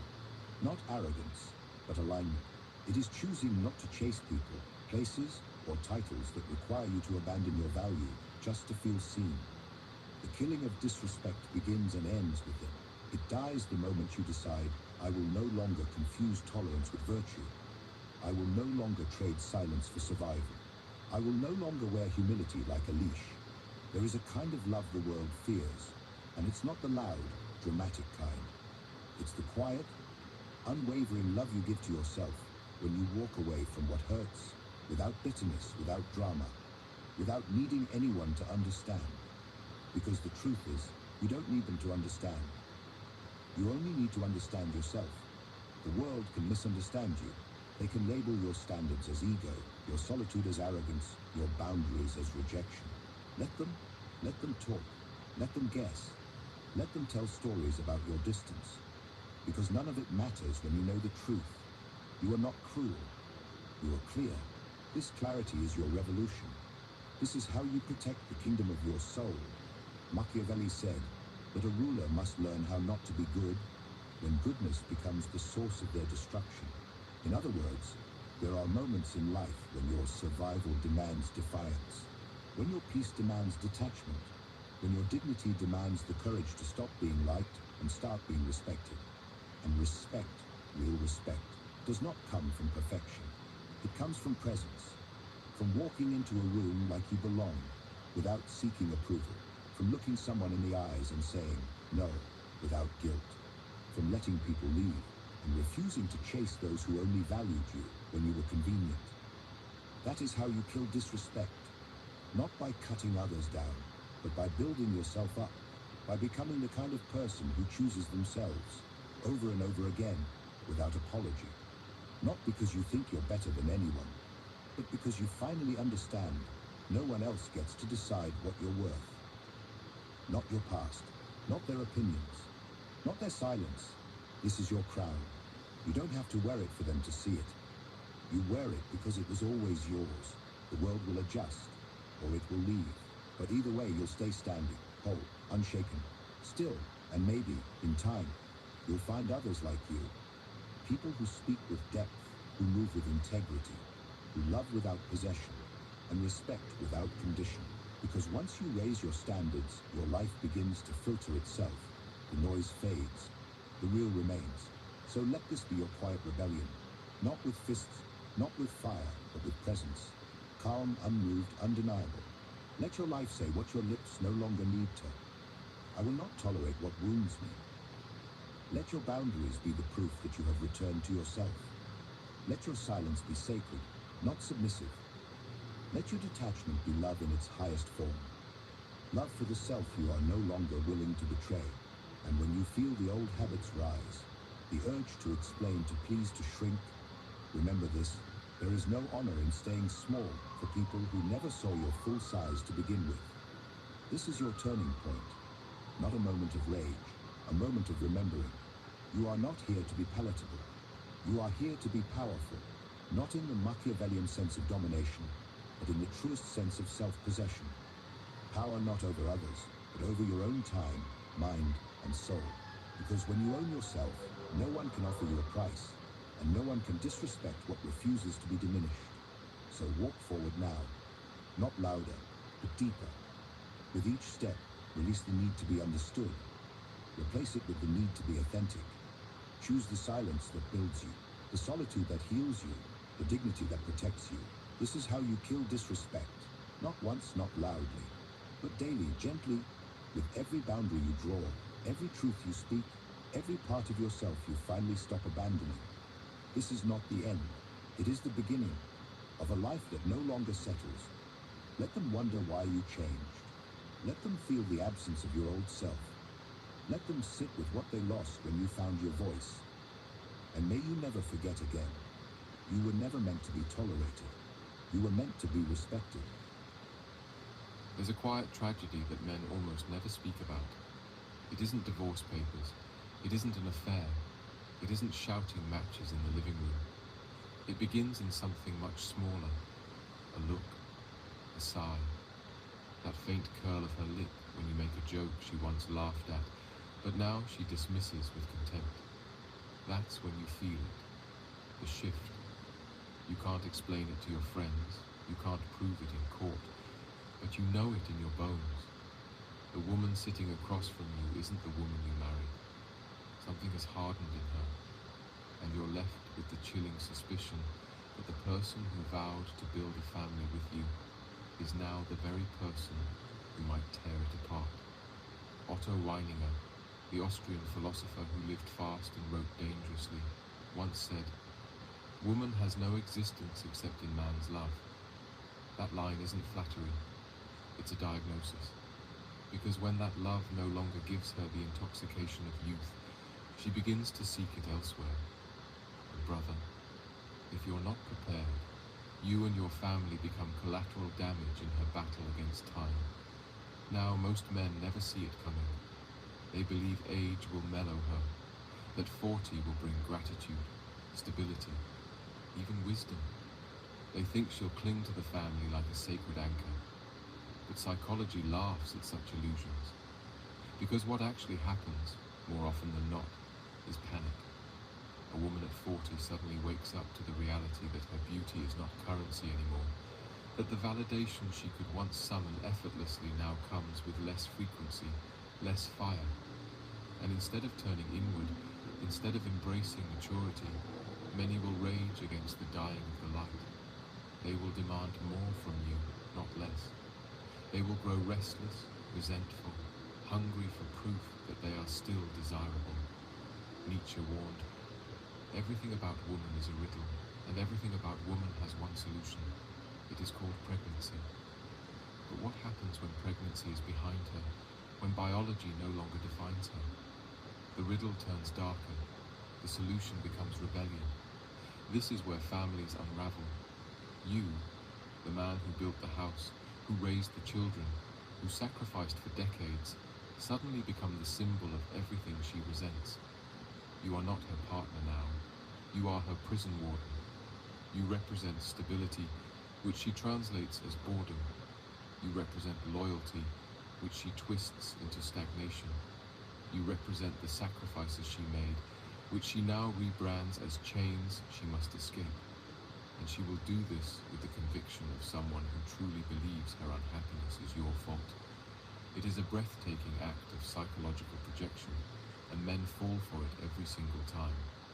They apologize for not being romantic enough. They beg for another chance.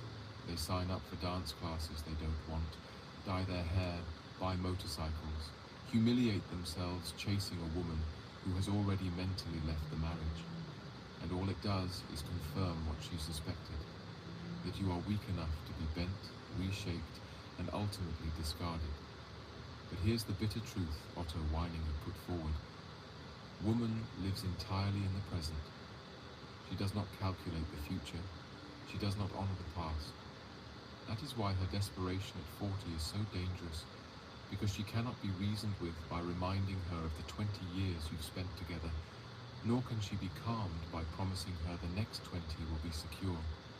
She cares only for the now, for the thrill she feels in this moment, for the reflection she sees in men's eyes today. And so, if you want to handle women over 40 before they wreck your family, you must stop appealing to logic, stop groveling with memories, stop selling promises. She does not buy those currencies anymore. What she respects, perhaps the only thing she respects, is the man who refuses to collapse under her storm, the man who remains untouchable, humorous in the face of her rage, confident in the face of her contempt. Because paradoxically, while she resents your dominance, she secretly despises your weakness even more. That's the first lesson, brother. If you bend too far, she will snap you in half. If you rage too hard, she will paint you as a tyrant. The path is narrow, but it is there. It is to stand firm without apology, to carry humor like a sword, and to make it clear that your identity is not negotiable. You must show her what Weininger demanded of all men: individuality. He wrote, "The more man is individual, the more he is superior to woman." Harsh words, yes, but they cut to the heart of the matter. If you dissolve yourself into her moods, you become nothing. If you stand as yourself, she may rage, she may rebel, but she will never forget that you are a man. And it is that memory, that anchor, which can either save the family or save you from drowning in the wreckage she leaves behind. Let me tell you something that no marriage counselor, no priest, no self-help guru will dare whisper in your ear. A woman over 40 who begins to resent her man is not thinking about repairing the family. She is thinking about rewriting her own story. And if you allow her, she will cast you as the villain in the narrative she tells herself. Suddenly, you're the man who never supported her dreams, the man who held her back, the man who never appreciated her. She erases decades of love and sacrifice with a single brushstroke of revisionist history, and you stand there stunned, like a defendant in a trial where the charges were fabricated overnight. Otto Weininger captured this when he wrote, "There is no logic in woman." He wasn't insulting, he was observing. A man appeals to facts, to memory, to proof. A woman appeals to feeling, and when the feeling shifts, yesterday's truth becomes today's lie. And this is where men lose themselves. They think if they argue well enough, present enough evidence, she'll snap out of it. But you cannot debate your way back into her desire. You cannot litigate your way into her respect. In fact, the harder you try to reason, the deeper you sink. Because in her eyes, every act of justification is weakness. Every plea for fairness is proof that you are beneath her. What she craves, paradoxically, is not your reasoning but your presence. She wants to feel that you cannot be moved, even as she tries to move you. She wants to see that you are not rattled by her storms, not intimidated by her sighs, not thrown into crisis by her threats. You must be the oak, not the reed. You must bend just enough not to break, but never so much that you become unrecognizable. Humor is your hidden weapon here. And I don't mean clownish, desperate humor, the kind where you try to lighten the mood because you're afraid of conflict. I mean the dry, cutting humor of a man who sees through the absurdity of her midlife crisis and refuses to drown in it. When she says, "I feel like I wasted my best years on this family," you don't beg or argue. You raise an eyebrow and say, "Don't flatter yourself. Those years were average at best." When she moans, "I need to find myself," you smirk and say, "Then don't look in my closet, I'm keeping my shirts." It's not cruelty. It's a reminder that her chaos cannot drag you down. And strangely, it is often in those moments, when she sees you laughing at what terrifies her, that she remembers why she was drawn to you in the first place. Because men who cannot be rattled are men who cannot be replaced. But let's not romanticize this too much. Many women at this stage will not be saved. They will sabotage the family to soothe their ego, and you must be prepared for that reality. Weininger was blunt. A woman does not love a man for his own sake. She loves only the love he gives her. Once your love no longer intoxicates her, she may discard you without hesitation. That is not every woman, but it is common enough to destroy millions of families. And here is where your responsibility as a man comes into play. You must decide if you will cling to the wreckage or preserve your dignity. Too many men grovel, beg, lose their masculinity in a desperate bid to glue the pieces back together. And the irony? The moment you beg, she respects you even less. It is as though her contempt is confirmed, that you were never the man she imagined, only the servant she trained. That is why the only path is strength. To handle a woman over 40 without losing your family, you must stand as a man who will not be broken, even if everything else breaks. Your children need to see that. The world needs to see that. And she, most of all, needs to see that her storms cannot strip you of your core. For even if she leaves, even if she tears down the walls you built, she will never forget that you did not collapse. And that memory, whether it haunts her or steadies her, becomes the anchor of your legacy. In the end, that is what handling her really means. Not controlling her choices, but controlling your own dignity. This is why men must anchor themselves in individuality.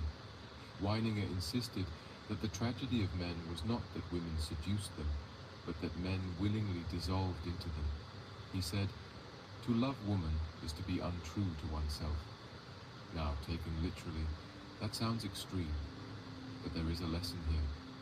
It is not that love itself is false, but that men abandon their projects, their vision, their individuality when they allow themselves to orbit exclusively around a woman's moods. And that abandonment always comes due. When you are 45 and your wife is restless, she will not look at you and say, "Thank you for sacrificing your identity to please me." No, she will despise you for it. She will despise you because you no longer stand as a man she can respect. Respect is oxygen to desire. Once it's gone, the fire suffocates. Think of the irony. When you were young, you thought giving her everything would guarantee loyalty. Flowers, gifts, endless patience, compromises, and it worked for a while. But the bill always comes. Because once she sees you as a man who exists only for her, she stops seeing you as a man at all. She sees you as an accessory, an extension of her will, a servant. And when women over 40 face the terror of irrelevance, they do not want a servant, they want a god. They want a man they cannot bend, because bending him confirms their worst fear, that they are chained to weakness. That is why many women in their panic are drawn to dangerous men, careless men, even cruel men. Not because they love cruelty, but because cruelty signals power. They crave proof that some men remain untouchable. And you, the husband who spent years softening yourself for her comfort, suddenly look like the weakest man in the room. Here's the bitter humor of it all. She will complain for years that you don't listen enough, don't do enough, don't change enough. And then, when you finally become the endlessly accommodating man she demanded, she loses all attraction. It's almost comic, tragic comic. You gave her the script, followed it word for word, and the final act is her walking out of the theatre bored. Why? Because attraction was never about compliance. It was about resistance. It was about your refusal to bow so easily. Even Freud admitted that desire thrives on tension, not harmony. If there is nothing to resist, There is nothing to desire, and so she invents chaos where none exists. She manufactures storms just to see if you will stand or break. This is where handling her at 40 becomes both art and philosophy. You must give her neither complete control nor pointless rebellion. You must stand like a man who knows the game, but refuses to be consumed by it. Weininger believed most men lacked this strength because they had never cultivated individuality. They were like clay, soft, impressionable, desperate to be shaped. That is why so many end up abandoned at the very age they should be reaping the rewards of their sacrifice. They gave everything except the one thing she actually needed, a man she could not dissolve. That is your task, to remain so solid in your essence that even her midlife crisis cannot unmake you. And here's the unexpected truth. Sometimes, when she sees that you cannot be bent, her storm dies. The very independence she resents is the same independence that steadies her. She may not admit it, she may never thank you for it, but deep inside, she feels safer knowing that at least one of you cannot be destroyed by panic. And in that safety sometimes, just sometimes, she chooses not to wreck the family after all. Picture this. A man calls me once, broken. His wife, 42, mother of 3, suddenly decides she needs space. Space, of course, is the polite translation for another man. He tells me through tears, I gave her everything. I worked 2 jobs. I never cheated. I took her on vacations. I bought her a new car last year. And in that moment, I wanted to shake him. Not because he didn't love her, but because he thought love was insurance. He thought his sacrifices were receipts that guaranteed loyalty. But marriage is not a store, and women over 40 don't give refunds. The receipts mean nothing when her psychology has shifted. Otto Weininger was blunt. The woman is only sexuality. She has no ethics. Now, was he exaggerating? Perhaps. But what he saw was that a woman's decisions are often governed not by gratitude or justice, but by whether she still feels alive.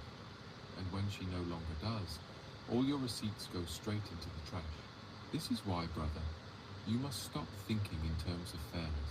Life is not fair, women are not fair, and marriage certainly isn't fair. The moment you believe fairness is the glue holding your family together, you're already on the road to disaster. Your wife at 25 wanted you to be romantic. Your wife at 40 wants you to be unshakable. You thought you could meet her halfway, but the truth is, she doesn't want halfway. She wants polarity. She wants the magnetic charge of a man who stands taller when she pushes harder. And if she doesn't get it from you, she will test until she breaks you. She will dig until you collapse. And when you collapse, she'll say, see, I knew he wasn't the man I thought he was. It's cruel, yes. It's maddening, yes. But it's also psychology. Women at 40 are staring at mortality in a way men don't. Their beauty, their desirability, their very identity. It begins to slip. And instead of embracing maturity, many double down on immaturity. They chase compliments from strangers like teenagers at prom. They dye their hair, take selfies, flirt with men who will never commit to them. And if you, their husband, call it out, you're labeled insecure. But don't you see the irony? The insecure one is not you, it's her.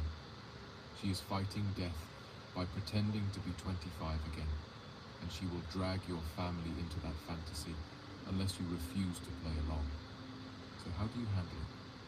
With brutal clarity. You cannot beg, you cannot bargain, you cannot grovel. You must show her with every gesture that your life does not rise or fall on her approval. When she accuses you of not being enough, you shrug and say, maybe, but I'll survive. When she threatens to leave, you calmly reply, the door works both ways. When she tests you with contempt, you meet her with composure so steady it unnerves her. Because here's the paradox. Women are most drawn to men who don't need them. And the older she gets, the more she needs proof that you are still beyond her control. That's the oxygen of her respect. Without it, Her contempt consumes her, and the family. Now let's add a touch of humor, because humor is the scalpel that cuts through drama.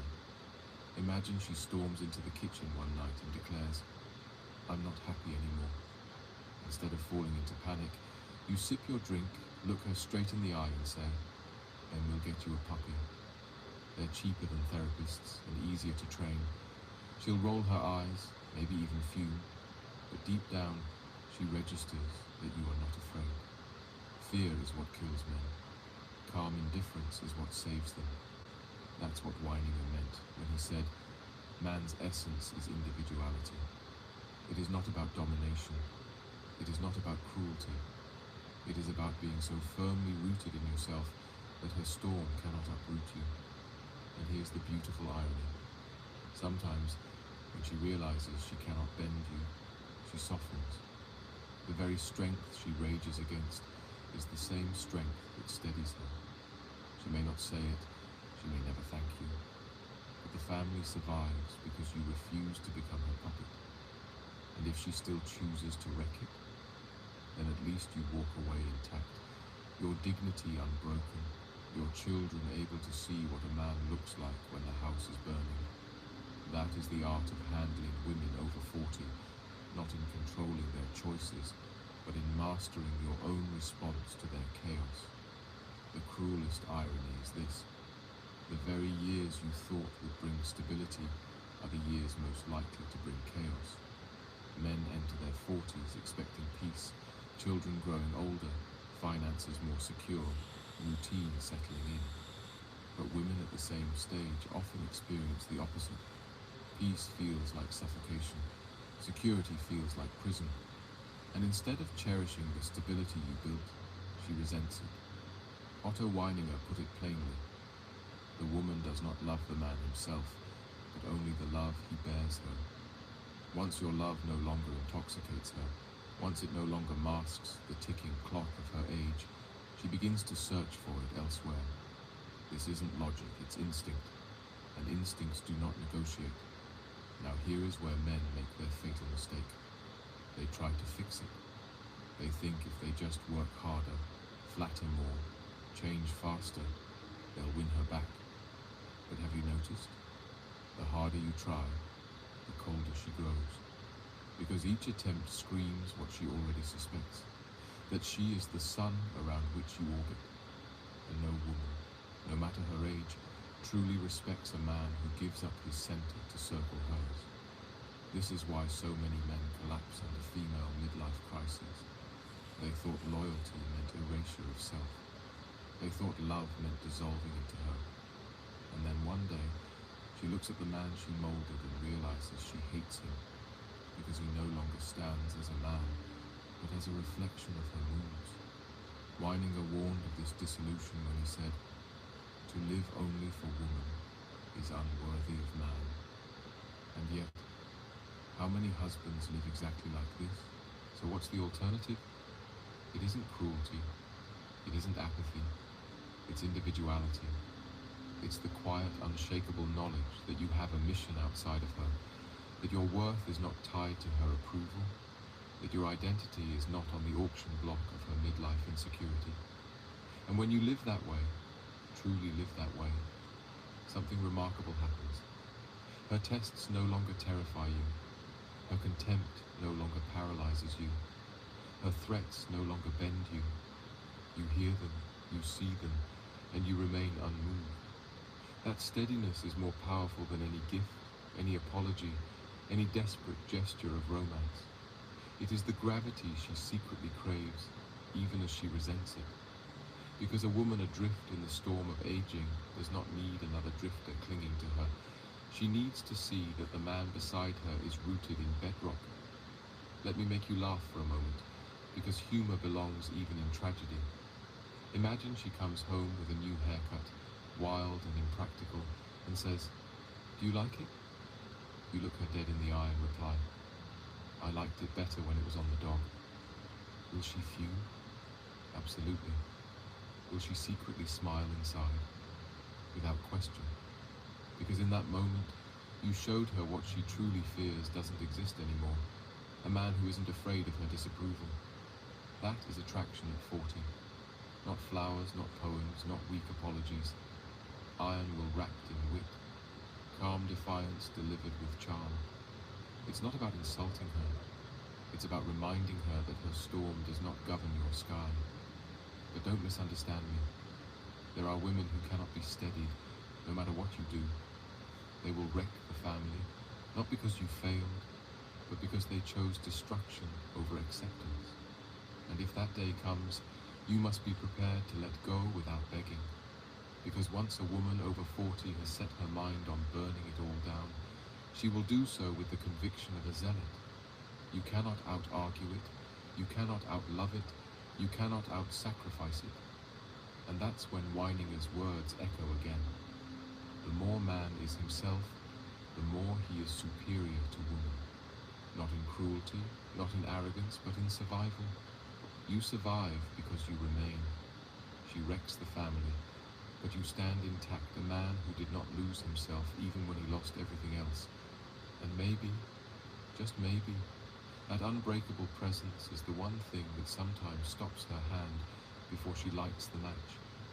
Because deep inside, even a woman in revolt against time still respects the man who will not collapse. And it is that respect, more than love, more than romance, more than compromise, that keeps families from crumbling into ash. So here's the truth, brother. You cannot stop the years from taking her beauty, and you cannot stop her from raging against the clock. But you can stop yourself from being destroyed by it. That is the test. To remain unbroken when the house shakes, to remain untouchable when her moods shift, to remain a man even when she tries to make you doubt it. Otto Weininger's warning still echoes across a century. To live only for woman is unworthy of man. You must live for more, for your mission, for your children, for your own dignity. If she respects it, the family may survive. If she does not, then at least you survive whole. And that, in the end, is the only guarantee you will ever have. Now, if this message struck you, if it cut through the lies you've been told about love and family, then I need you to do one thing. Like this video, share it with the men who are still blind. Subscribe, because this channel is the one place where the truth is spoken without apology. And if you want to help me keep building this movement, support the channel through the link in the description. Because men who see clearly are the last defense against a world that wants them broken. What you call love is not the arrival of truth. It's the collapse of your independence, the end of your becoming. You aren't experiencing a revelation, you're experiencing a regression, a surrender of your own self-consciousness into the illusion of someone else's gaze.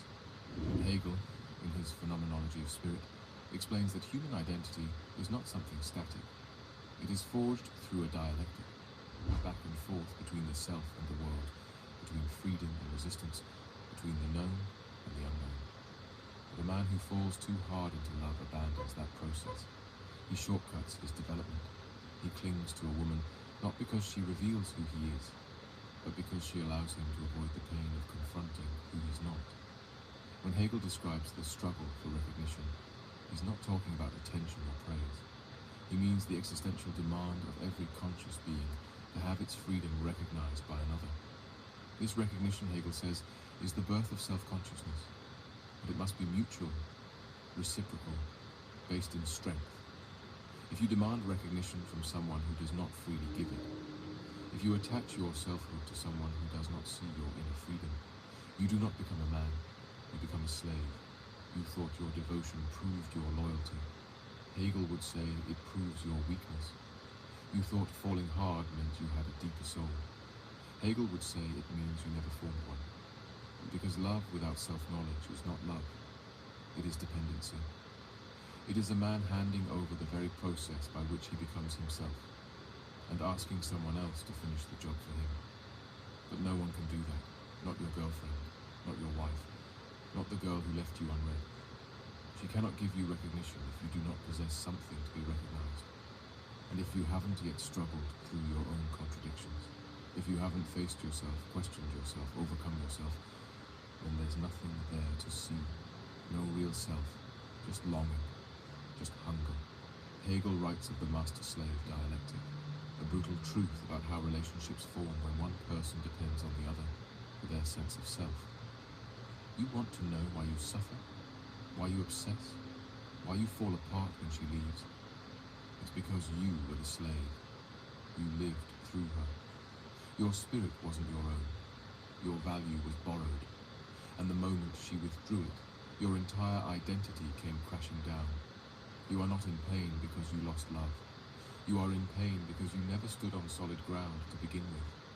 And you should feel guilty, not for loving, but for confusing love with escape, for turning a woman into your mirror, your therapist, your mother, your God, and calling that devotion. It's not devotion, it's avoidance. Avoidance of your freedom, avoidance of your responsibility, avoidance of the philosophical truth that no man is born whole, he must become. Through effort, through solitude, through contradiction, through thinking, through breaking, through building again. The man who falls too hard doesn't need more love. He needs a confrontation with himself, with his fear, with the part of him that wants to outsource the entire project of becoming to someone else, someone softer, someone beautiful, someone who promises to make the ache go away. But that ache is sacred. It is the tension Hegel speaks of, the fire that drives spirit toward truth. If you silence it with infatuation, you lose your only shot at becoming a man of real substance. And if you keep falling like this, recklessly, desperately, without form or thought, you don't just risk heartbreak, you risk never becoming who you were meant to be. The irony is cruel. The more you think you're giving, the more you're actually taking. You think your devotion makes you selfless, but Hegel would tell you it's the opposite. It's a form of domination, master's romance. Because you don't want to love her, you want her to confirm you. You want her to say with her presence, her attention, her body, yes, you are enough. Yes, you are real. Yes, your life matters. That's not love, that's theft. And it's spiritual theft, because you're not even conscious of it. You think you're the victim when she leaves, but you were the one who tried to build your soul out of someone else's freedom. And the moment she decided to stop participating in your fantasy, the illusion collapsed. What hurts is not the woman. What hurts is the empty space where your sense of self used to be. Hegel calls this kind of self dependent consciousness. It cannot stand alone. It exists only through the approval, the gaze, the validation of another. And here's the danger. Dependent consciousness always leads to servitude. Not physical servitude, but internal, psychological slavery. You become needy, obsessive, fearful. You begin performing, not being. You stop living truthfully and start living strategically, carefully arranging your words and your gestures in the hopes that she will keep reflecting back the image you need to survive. But that reflection is fragile. It's never truly yours. And so you live in fear of its disappearance. Every silence feels like a threat. Every bad mood, a betrayal. Every boundary she asserts becomes an existential wound, because it reminds you, you don't know who you are without her gaze. You never did. Hegel's point is simple, but it cuts to the bone. You cannot achieve real recognition from a place of weakness. The self that begs to be seen will never be seen clearly. The self that fears abandonment has already abandoned itself. You think falling in love proves you're alive. But if that love is rooted in dependence, it only proves you're still asleep, still dreaming that someone else can finish the work that only you were born to do. So what is the work? Hegel calls it the labor of the negative, the confrontation with contradiction, the willingness to suffer, to reflect, to endure discomfort in the pursuit of inner clarity. It means confronting your need to be completed. It means recognizing that the ache you feel, the desperation, the longing, is not something to be cured by a woman. It is something to be understood, interrogated, transformed. You want to be free? Then stop worshipping the mirror. Stop demanding she be your answer. Take back the project of your becoming. Accept that no one will ever fully understand you. Accept that recognition is rare and must be earned, not begged for. Except that the most dangerous thing a man can do is trade the struggle of selfhood for the comfort of being wanted. Because that comfort will disappear. It always does. And when it does, if you've built your identity around it, you will not just feel sad, you will feel erased. That's not heartbreak, that's annihilation. And it only happens to men who never took the time to build themselves first. You want to love? Fine. But let it be the love of a man who already knows who he is, not a boy trying to borrow value from someone else's attention.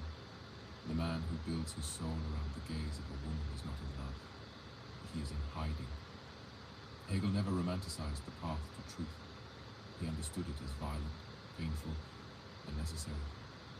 He called it the negation of negation, the moment when the self, confronted by contradiction, begins to dissolve what is false in order to give birth to what is real.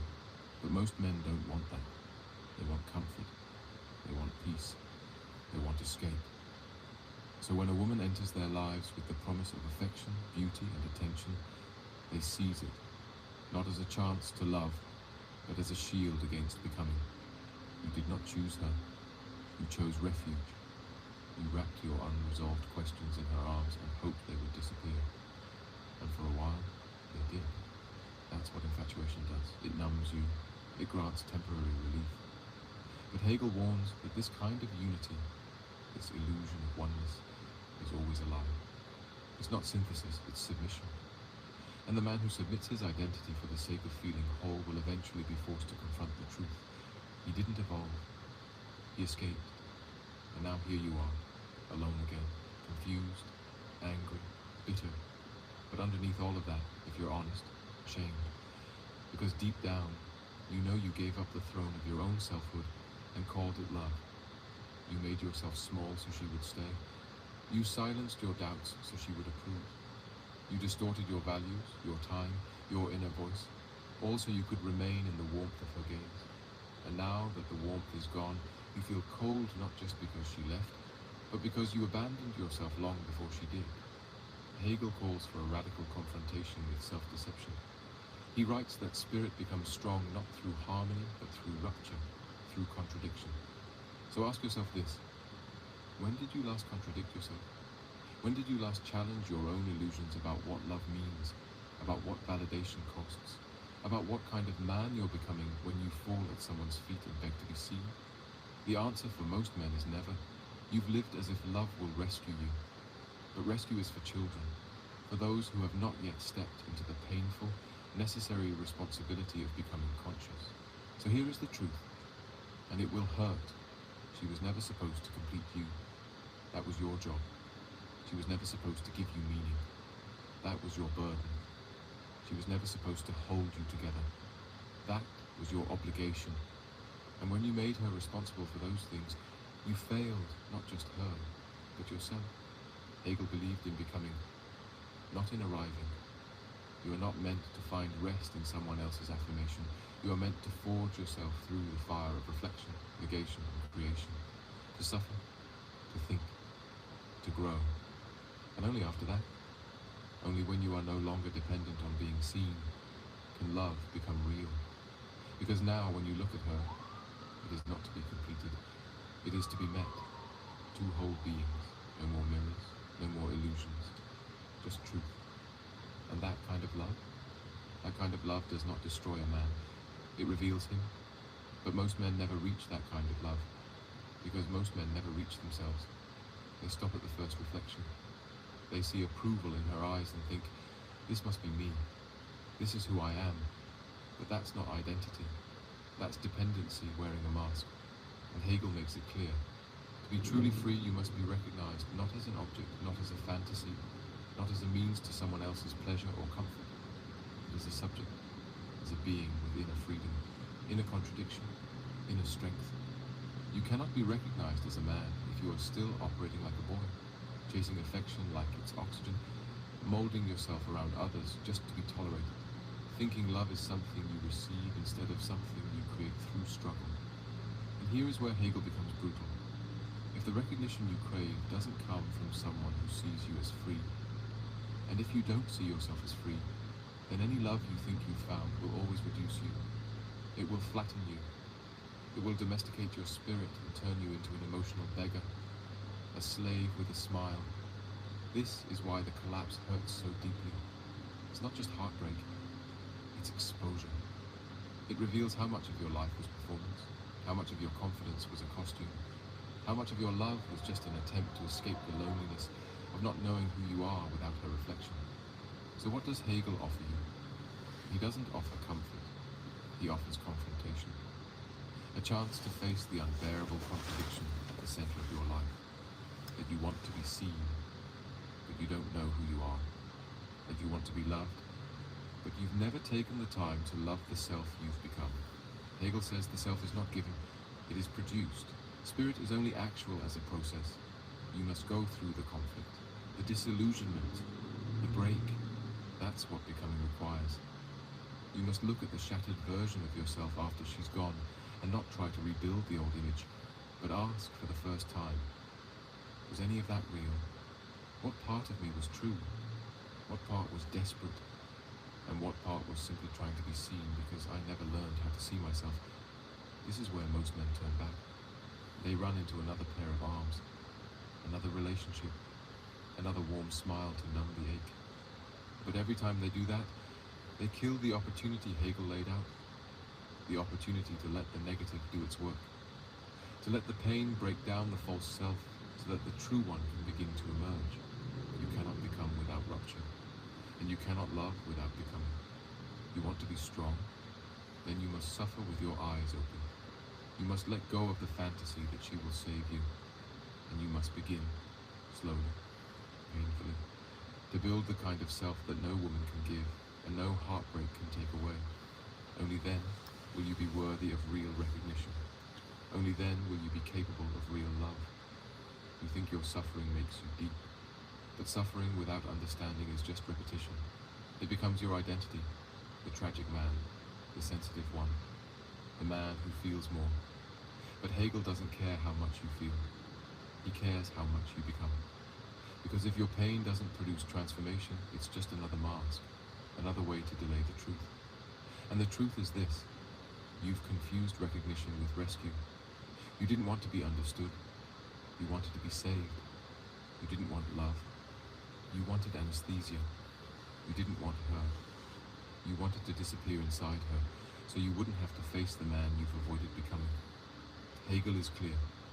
The self is only real if it has passed through negation, through death in a sense. Not literal death, but the death of comfort, of illusion, of dependency. The death of the idea that you can find yourself in someone else's approval. That death is terrifying, but without it nothing real can be born. Most men never go through it. They stay half-formed. They remain trapped in the need to be seen, not because they've earned recognition, but because they can't breathe without it. They think being wanted is the same as being known, but it's not. And deep down, they know it. That's why they live in fear. Fear of being abandoned, fear of being alone, fear of the silence that follows the end of something they thought was love. That silence is sacred. Hegel would say, stay there. Don't fill it. Don't run from it. Don't jump into another woman's bed to hide from the echo of your own emptiness. Listen to it. Let it tear through every false thing you built. Let it strip you of every excuse, every lie, every performance. Because that silence, that raw, unbearable silence, is where spirit begins its real work. And when you endure it, something shifts, slowly, painfully. You stop needing to be reflected. You stop looking for your worth in someone else's gaze. You begin to form a self not made out of romance, but out of resistance. Not out of comfort, but out of clarity. And that clarity is violent at first. It kills the man you used to be, but it also reveals the one you were always meant to become. This is what it means to be free. Not untouchable, not invincible, but whole, without needing to be seen to feel real. That's Hegel's promise, that if you endure the dialectic, if you pass through the fire of negation and stop chasing mirrors, you will emerge as someone who no longer needs to fall too hard, because you are already standing. But that kind of knowing doesn't come cheap. It doesn't come from reading quotes or hearing advice or crying over the past. It comes from enduring the contradiction without collapsing. Hegel called this Aufhebung, sublation, a process where something is both destroyed and preserved. You don't just discard who you were, you break it open. You take the fragments that matter, the strength, the longing, the desire to connect, and you rebuild them, not around someone else, but around the truth.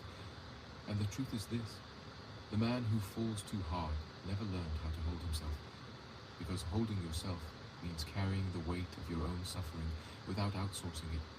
It means being the ground beneath your own feet. It means standing in the storm of rejection, humiliation, and silence, and saying, I'm still here, I still exist, and I do not need to be seen to be real. This is the lesson most men avoid. They think strength is about indifference, about detachment. But indifference is just another defense, another avoidance of contradiction. Real strength is the man who can feel deeply, but is no longer ruled by the need to be completed by someone else. Hegel warned that when one consciousness becomes dependent on another for its sense of self, it ceases to be free. It becomes a reflection, a shadow, and the man who lives as a shadow will always be haunted, not by the woman who left, but by the self he never became. So if you want to stop falling too hard, you need more than discipline. You need a new relationship to contradiction. You need to welcome discomfort, not as an enemy, but as a signal that growth is taking place. You need to let the emptiness do its work, because that emptiness, that void where she used to be, that is not a problem. That is potential. Potential for what? For selfhood, for spirit, for a new kind of manhood not built on dependency but on clarity, on freedom. This is where most stories end. The heartbreak, the betrayal, the silence. But for Hegel, that's where the story finally begins. When the fantasy collapses, the work of becoming begins. No more mirrors, no more begging to be seen. Now it's just you and the long road ahead. And that's where you're supposed to be. Because from that place you can finally stop falling and start rising. There is a quiet kind of power in knowing that no one is coming to save you. Hegel didn't write for comfort. He wrote for awakening. He knew that selfhood isn't something you're born into, Yafon. It's something you fight for. And he knew that the greatest danger to that fight is not failure, but fantasy. The fantasy that someone else can make the journey for you. That love, as you've been taught to believe it, is the solution to your confusion. It's not. Hegel shows you that love, when it's rooted in dependence, will always collapse under the weight of what you've projected onto it. And the collapse is necessary, because in that collapse you are returned to the only ground that ever truly mattered: yourself. So stop lying to yourself. Stop calling it love when it's escape. Stop calling it heartbreak when it's ego death. Stop pretending she took something from you when all she did was reveal how little you'd built on your own. This isn't about blame. Hegel wasn't interested in blame. He was interested in truth. And the truth is this: every time you fall too hard, you are revealing the degree to which you've neglected the interior work of becoming a man. That's the real shame. Not that she left, but that you handed her a crown she never asked to wear. You made her the guardian of your self-worth, and now you're angry that she dropped it. But she was never meant to hold it. That was yours. It has always been yours. You just didn't want to carry it, because carrying it means facing your lack, your insufficiency, the part of you that still wants to be mothered, coddled, confirmed, the part of you that hopes every new woman will fix what the last one couldn't. But women were never meant to fix you. They were meant to meet you. And that's what Hegel means when he speaks of mutual recognition. When each person sees the other not as an object, not as a fantasy, but as a free self-conscious being. No illusions, no dependency, no need to fall. Just two complete souls standing eye to eye. But you can't have that if you're still clinging to the wreckage of the boy who needed her to make him whole. You can't love clearly if you've never seen yourself without distortion. And you can't rise until you've stopped worshipping your own reflection in her gaze. So this is your choice. Stay addicted to the pattern. Keep falling too hard. Keep calling it fate or depth or soul connection. Anything but what it actually is. Fear dressed up as devotion. Or by, you begin the work. Not for her, not to win her back, but for you. So So the next time love appears, you don't vanish inside it. You meet it as someone who no longer needs to be saved. The world will not recognize you until you have first recognized yourself. And that recognition, the one Hegel calls essential for spirit to actualize itself, does not come through flattery, attention, or sex. It comes through confrontation with your own contradiction, the contradiction between who you are and who you pretend to be, between your longing to be whole and your refusal to face the parts of you that are still fragmented. The man who falls too hard skips that confrontation. He reaches for connection before clarity. He builds identity on external validation. And in doing so, he gives away the very thing he's trying to prove he has: value. You were not broken by her. You were broken long before she came. She just revealed the structure you built. Hollow, anxious, dependent. And now you have a choice. Mourn the illusion or begin the reconstruction, not of your image, not of your social standing, but of yourself, the one you've ignored in your rush to be loved. Hegel doesn't offer easy answers. He offers process, painful, necessary process. He would say, the man who has not passed through the fire of negation cannot know freedom. The man who has not wrestled with his own dependency cannot claim love. Because until you see your reflection not in her eyes, but in your own, clear, honest, and unflinching, you will continue to repeat the same tragedy with different faces. So what does the path forward look like? First, solitude, not as punishment, but as purification. You need space not to forget her, but to remember yourself. You need silence, not to escape the noise, but to hear the part of you that's been buried beneath performance and fear. That's where the dialectic begins, where the tension between your current self and your possible self starts to move, where thought becomes life. Second, discipline, not the cold, mechanical kind, but the discipline to think, to reflect, to question every motive behind your need for connection. Hegel didn't see thinking as optional. He saw it as essential for becoming. Without thought, you are not truly human. You are just reaction, instinct, compulsion. You are not loving. You are clinging. Third, creation. After the destruction of illusion must come the building of truth. A life ordered not around being wanted, but around becoming. A mind sharpened not by distraction, but by inquiry. A soul formed not through the fantasy of romance, but through the reality of inner labor. This is what will make you unshakable. Not cold, not detached, but grounded, present, free. Because when you've passed through that fire, when you've earned yourself through solitude and thought, you no longer fall, you walk, you choose. And when love comes, it does not possess you, it meets you. So what now? You've seen the lie for what it is, the illusion of completion through love, the fantasy of wholeness through another's gaze. You've heard Hegel's warning. You've felt the weight of your own dependency exposed. And if you've truly listened, you know, this cannot continue. The solution is not to give up on love. It's to stop using love to escape the labor of becoming. You are not meant to avoid contradiction. You are meant to pass through it. To become a man not by clinging to softness, but by wrestling with what is hard. To reject the lie that someone else can give you meaning, and instead forge meaning through your own mind, your own freedom, your own relentless honesty. You want a concrete path? Step 1. Stop trying to be understood before you understand yourself. That means solitude, not isolation, not withdrawal, but deliberate space where you build the inner architecture of your spirit. No more begging to be seen. Start seeing. Step 2. Face your contradictions. Sit with your discomfort. Journal. Think. Read. Speak aloud the truth you've been hiding from. You cannot grow if you do not think. You cannot love if you are not whole. Hegel said the soul becomes actual through conflict. So stop running from the conflict. That's your path. Step 3. Rebuild. Slowly. Patiently. Not around being wanted, but around being worthy. Form your values. Clarify your goals. Create. Train. Reflect. Build a life where love becomes an offering, not a rescue mission. This is what it means to become a man. Not a bitter man. Not a lonely man, but a free one. And And if this message spoke to something deep in you, if you saw your reflection and for once didn't flinch, then help carry it further. Like this video, share it with a brother who's been lost in the same illusion.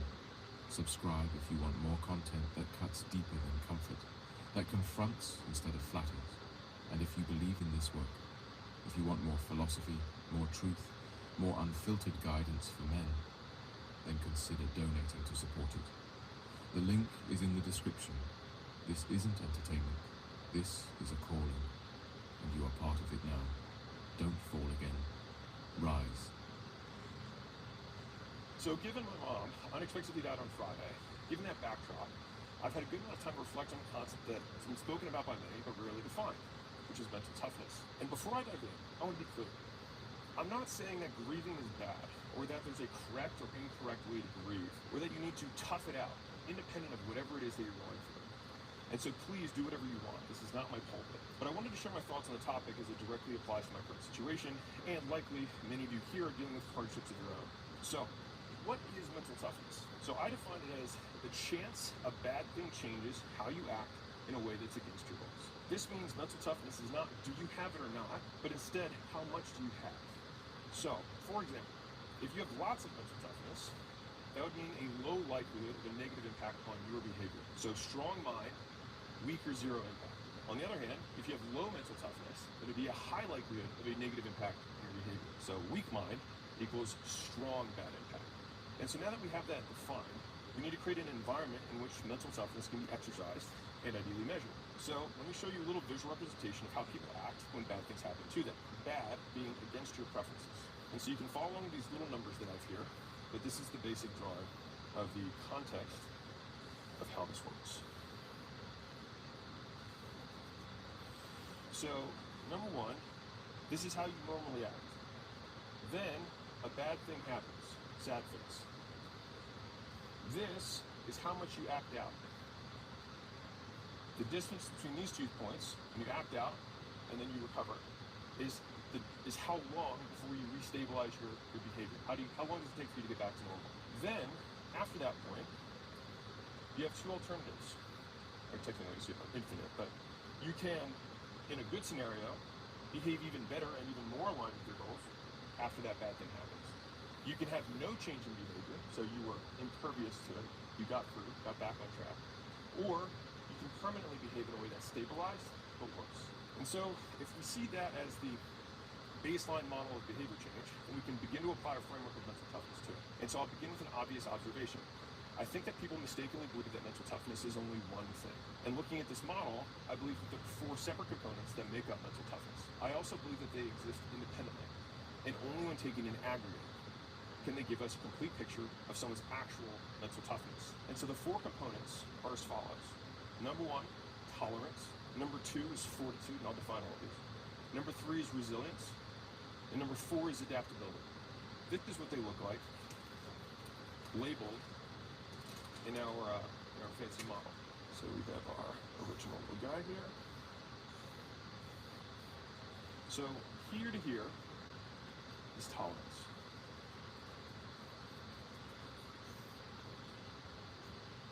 Here to here is fortitude.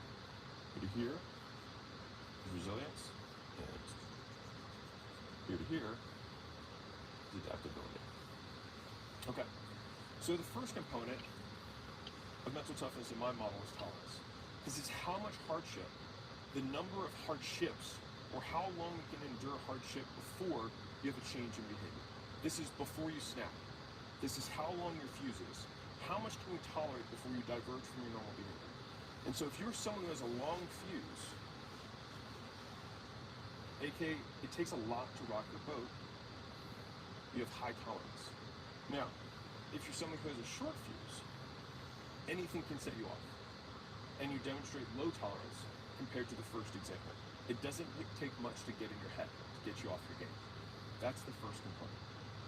The second component of mental toughness is fortitude. So this is number 1, this is number 2. So fortitude is the intensity of the behavior change once your tolerance threshold has been surpassed. So think, how low did you go, or how upset did you get? I didn't even need to line up for this. That worked out well. So when something bad happens, do you take a deep breath, walk outside for 5 minutes and then come back? If so, you have high fortitude. Or you quit your job, get divorced, and get into hard drugs. If so, you have low tolerance compared to the high fortitude example. The third is resilience. After a change in behavior, so behavior has changed here, right? After a change in behavior has occurred from a bad thing, how long does it take you to get back to a new baseline, to restabilize? Do you bounce back in 5 minutes? If so, you might have high resilience. Or do you bounce back in 5 years? If so, you have low resilience compared to the 5-minute person. As an aside, here's something that I think about a lot. In an instance where you have something terrible to happen, like death of a loved one, does the amount of time it takes you to recover have any bearing on how much you love that person? Said differently, do you need to suffer to prove your love?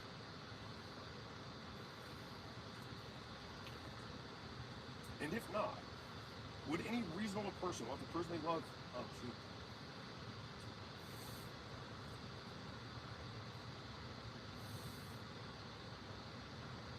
And if not, would any reasonable person want the people they love to suffer?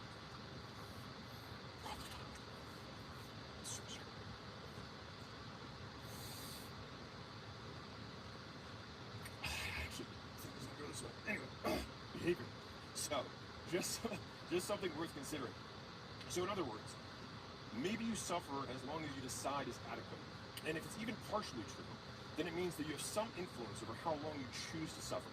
Tolerance is how long, fortitude is how much, resilience is how long it takes you to get back, and then number 4 is adaptability. So, how your new baseline compares to your old baseline, this distance here. In other words, are you better for the disruption? Are you permanently worse, or are you the same as you were before? This would be the same, this would be permanently better, this would be permanently worse if we went underneath. So, if you stabilize after a bad thing happens at a new higher baseline, then you have high adaptability. You let hard times beat the strength into you, not out.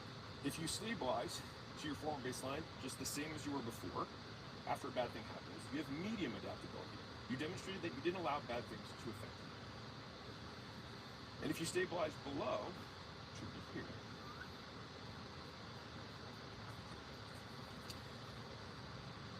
then the hard thing beat the strength out of you. Note, if the new baseline changes in either direction, positive or negative, then the experience traumatized you. In other words, you have a permanent change of behavior from an aversive, bad, stimulating thing that happened. Now, if that behavior change is positive, then you got better from this traumatic experience. If it's against your long-term goals, then you got worse from it. But both outcomes, however, mean that you were traumatized. Like I said, you had a permanent change of behavior from a bad thing. AKA, you learned something different going forward.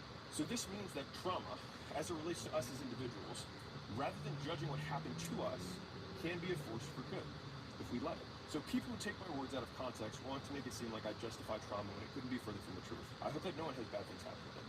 But I see bad things happening against our preferences, as a fact of life. The only thing we have is our response to those bad things, how we choose to act or not, according to the ideals that we strive to live by. So I see these 4 components as the things that create mental toughness. And none of these are binary, like you have it or you don't. Instead, they exist on a continuum. It's how much or how little of each of these skills do you have.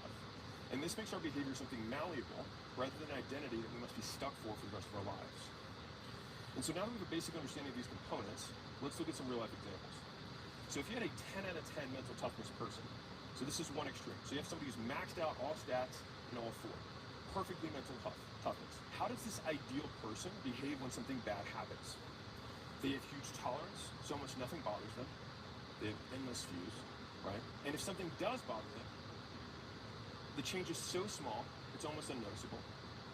And as soon as it does happen, they recover almost immediately. This gap shrinks. And not only that, they use the experience to get better. So the end result is someone who just keeps improving. And so life happens for them, not to them. So what does it look like at the opposite extreme? So I'll show you what this looks like in practice.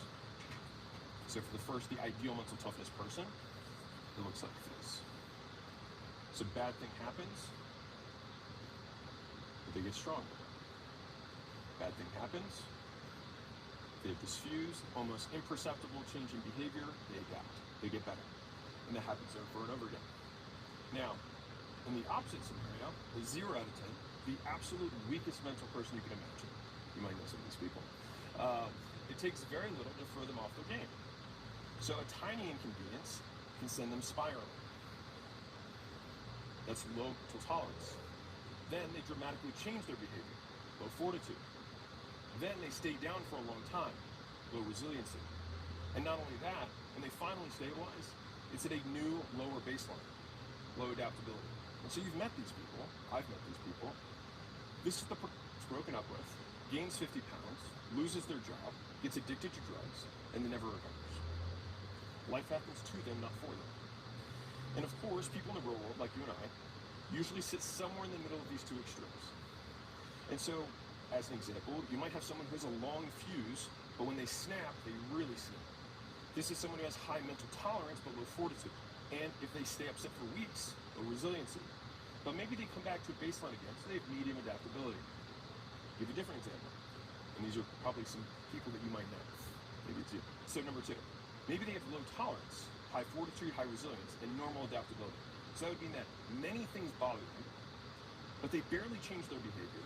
They get in a bad mood, cry, but they quickly recover to baseline. So it'd be like low tolerance, they quickly get in a bad mood and cry, and then boom, they're back to baseline. That's what that would look like. Or it's somebody who has low tolerance, high fortitude, low resilience, and medium adaptability, which is they get in a funk easily, but then they stay there for a long time. But it doesn't ruin their lives. They just stay below baseline for months until they finally come back to normal. And so I give these examples because we all know people who fit these descriptions, and maybe you match one of them. And I see being able to describe the components of mental toughness is the first step to improving them in yourself and others. Just telling yourself or others to toughen up doesn't actually help anyone. But giving them clear instructions they can use to change their behavior over time can help them improve it. And if you can improve it, it no longer means mental toughness is a trait you're born with, but a skill you can develop. So, what to do about it? Mostly notes to self. If you want to develop mental toughness, according to this model, you can rate yourself on each of these 4 attributes on the continuum. And from there, if you realize your large discrepancy between actual and ideal is just one of these 4 components, then you have a specific behavior that you can work on rather than just hoping and praying you're sure. So here's an example of each of the behaviors that make up mental toughness and how you can adjust them. So let's say that you're like, I'm a low tolerance person, I got a really short fuse. Okay, then you need to practice not giving power to something to ruin your day. In other words, don't stop being upset, just allow yourself to be more upset about letting something change your behavior than about the thing itself. For example, I can't believe that person said that thing to me, and rather than lashing out, you think, I don't want to give them that level of control over my behavior. I don't want to hand them the keys to my mental car. Keep your hands on the wheel. Be bigger than the pain. Simply put, just continue to behave as normal, despite the fact that something bad happened. So that's a low tolerance example. So how about a low fortitude example? So if you ever heard somebody say like bad things happen in threes, right? Or insult leads to injury, or you let bad get to worse. Then you need to recognize as soon as your behavior begins to change, as soon as it begins to change, to not make even more bad decisions. You can avoid the slippery slope, the negative life snowball, by first recognizing you diverted from your normal behavior. Then, rather than justify why it's okay, remind yourself of all the even worse things that will happen if you continue this course. Continue down, right? Or just what happened to you the last time you were down this road. The more you practice this, the faster you catch yourself from spinning out.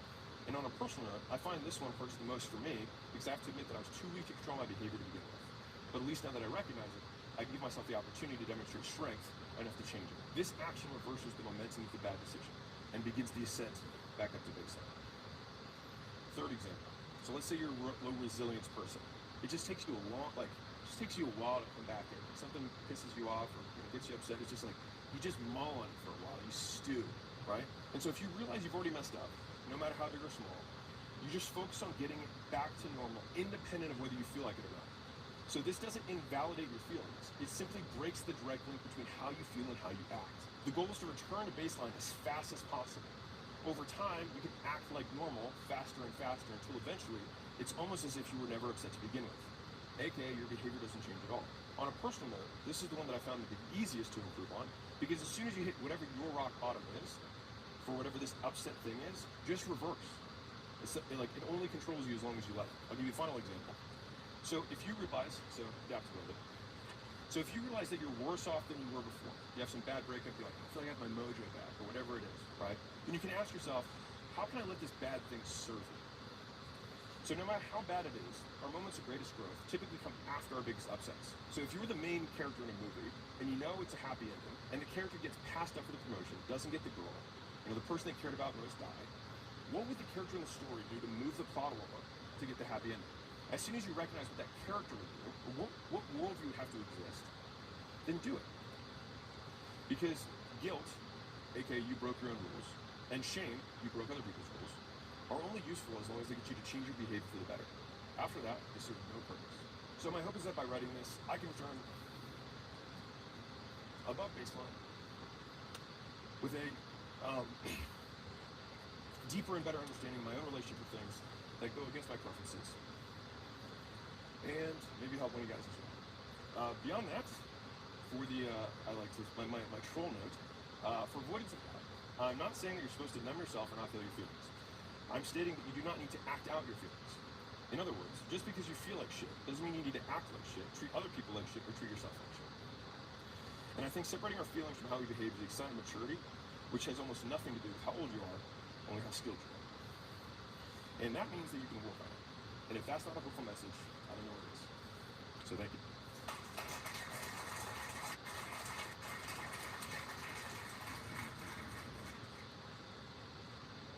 It always begins in silence. The morning feels ordinary, the coffee warm in your hands, the air still heavy with sleep. And then it comes. The message, the words, the look. It hits like a splash of ice water across your face. A sudden accusation, a subtle twist of sarcasm, a dismissal so sharp it punctures your calm. In seconds, your peace of mind feels invaded. This is the power of a toxic woman. Not grand battles, but small cuts, invisible daggers, hidden in everyday moments.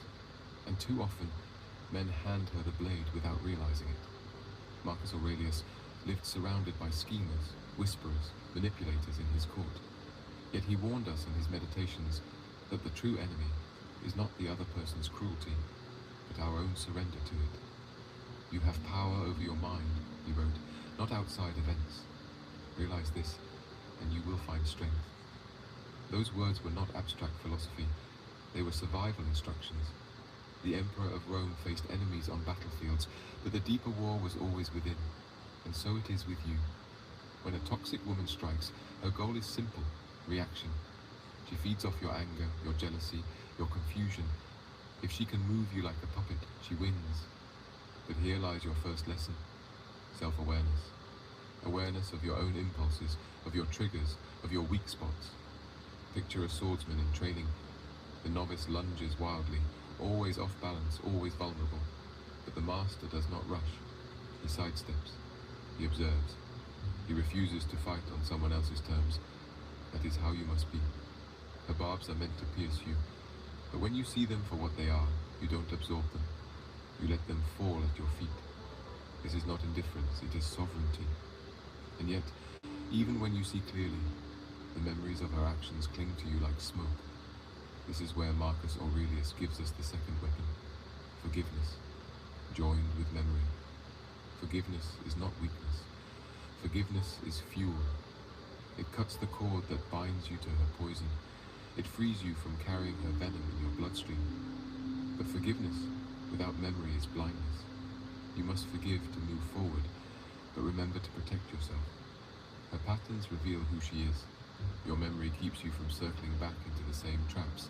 Like a captain charting the stars, you learn which constellations guide you and which black holes to avoid. Forgiveness keeps your soul light. Memory keeps your judgment sharp. Together they form the compass by which you escape her gravity. Already you sense the difference. You are no longer merely enduring, you are beginning to command. No longer lost in her storm, you are learning to walk above the clouds. And in this rise, you touch the spirit of Stoicism itself, not to conquer others, but to remain unconquered by them. This is the beginning. This is how a man reclaims his peace. It is a strange truth that the greatest storms often rise not from thunder in the skies, but from whispers in your own home. A toxic woman can unsettle your very sense of direction, turning certainty into fog. And yet, Marcus Aurelius reminds us, the impediment to action advances action. What stands in the way becomes the way. Her negativity, her games, her constant draining presence, these are not just obstacles. They are weights placed in your hands to test your strength. You do not crumble under them.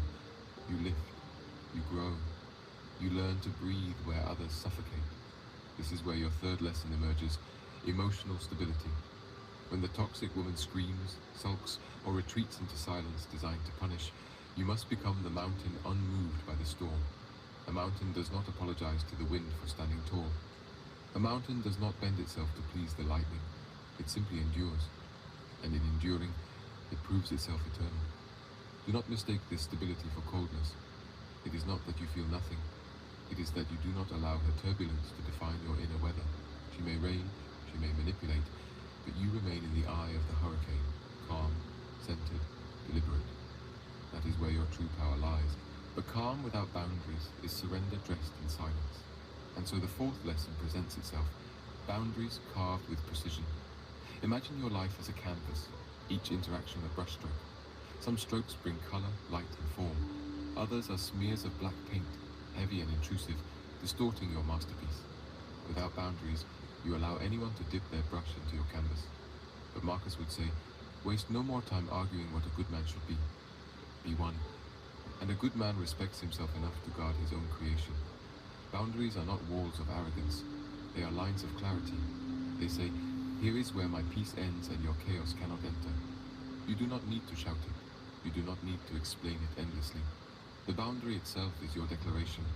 And when you enforce it with calm steadiness, you teach her, and more importantly yourself, that your life is not open ground for manipulation. Do not be fooled. She will test these lines. She will prod, she will push, she will disguise her trespass as love or jest. But the strength of a man is measured not in how loudly he defends his borders, but in how consistently he holds them. Each time you honor your boundary, you reinforce the fortress within. You remind yourself that you are not at the mercy of her moods, her whims, or her anger. You remind yourself that your soul is your own kingdom, and no one enters without your command. This is what Marcus Aurelius understood. That true kingship is not in commanding legions, but in mastering oneself. And in the battle against toxicity, that mastery is your shield and your sword. There comes a moment when you realize that not every battle with a toxic woman is fought with words. Some are fought with the invisible forces of energy, the subtle currents that rise and fall in every room she enters. Have you ever noticed how the atmosphere shifts when she walks in? The tension, the unease, the way your spirit feels drained, even before she speaks? This is not imagination. This is energy at work. And here lies your fifth lesson, intelligence over energy. Your energy is not infinite. It is a resource as precious as water in the desert. Every time you engage with her drama, you hand her a drink from your well. Every time you argue, defend, or explain, you deplete yourself further. A toxic woman thrives on this exchange because your exhaustion is her nourishment. But Marcus Aurelius teaches us that we must be like the rock against which the waves break, yet it stands firm, and the raging of the sea falls still around it. Protecting your energy is not avoidance, it is preservation. It is learning when to engage, and when to let her waves crash harmlessly against your silence. And yet, energy preserved must be directed. That is why the sixth lesson is focus on your goals. Nothing disarms toxicity more effectively than a man who is consumed by his mission. When you are building, when you are striving towards something greater, her attempts to sabotage you become background noise. A man with no vision is easily entangled in a toxic woman's traps because he has nothing else to anchor him. But a man who has goals, who is shaping his destiny, who wakes with purpose, he cannot be easily swayed. Like Marcus wrote, a man's worth is no greater than the worth of his ambitions. Picture yourself as an archer. Your goal is the target before you. Her distractions are the gusts of wind, the whispers trying to shake your hand. But you adjust, you steady yourself, and you release the arrow. You do not waste your strength firing arrows into the darkness of her moods.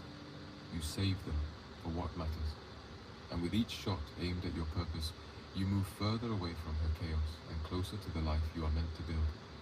The truth is this: a toxic woman cannot truly compete with a man driven by vision. She may tug at his emotions, she may bait him into skirmishes, but he does not abandon his campaign for trivial battles. He remains fixed on his empire, not her storms. And that is how you starve her of power, by refusing to abandon your path for her chaos. But even the strongest man cannot walk through life alone, and this leads us to the seventh truth: seeking support. Too many men fall into the trap of isolation, believing that asking for guidance makes them weak. Yet Marcus Aurelius himself surrounded his reign with philosophers, generals, and counselors, not because he lacked strength, but because he knew wisdom grows in dialogue. When you face the relentless pressure of a toxic woman, sometimes your greatest act of stoicism is to step outside the battlefield and confide in those who remind you of your worth. It could be a trusted friend, a mentor, or a brother who has weathered the same storms. Their words become torches in the dark, lighting paths you could not see alone. And in that light, the toxic games lose their power, for now you stand not as a single warrior, but as part of a greater legion of strength. Yet even when supported, the greatest war remains inside your own head. A toxic woman plants seeds not only in your days, but in your self-talk. You hear her voice echoing in your mind long after she has left the room, criticizing, belittling, making you doubt yourself. This is why the eighth truth is mastering the garden of your thoughts. Marcus warned us that the soul becomes dyed with the color of its thoughts. If you allow her poison to stain your inner dialogue, you will wear her lies like armor that drags you down. But if you guard your mind, if you plant seeds of strength and resilience, then her words cannot take root. Each time you feel her criticism echo, replace it with a question. What does this teach me about myself? How can I rise above it? This shift turns her venom into your medicine.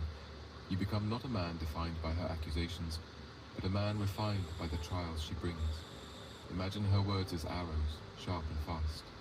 If your self-worth is fragile, those arrows sink deep, and you bleed from wounds unseen.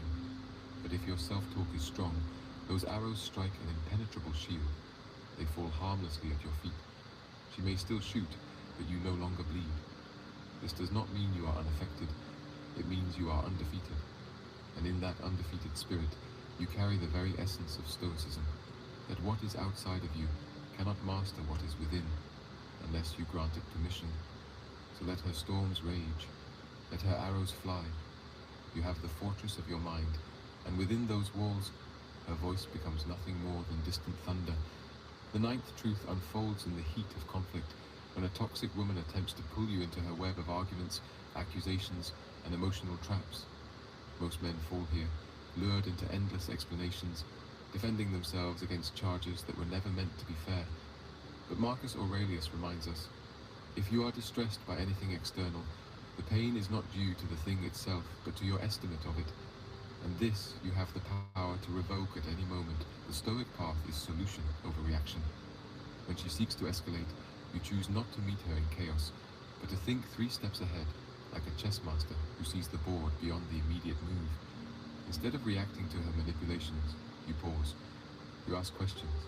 You respond with clarity instead of emotion. And in that pause, you transform her chaos into your discipline. This is not submission, it is strategy. You refuse to waste your strength in battles where victory yields no reward. But strategy alone is not enough, because she will tempt you into debates that cannot be won. That is why the 10th truth is avoiding unnecessary arguments altogether. Not every provocation deserves an answer.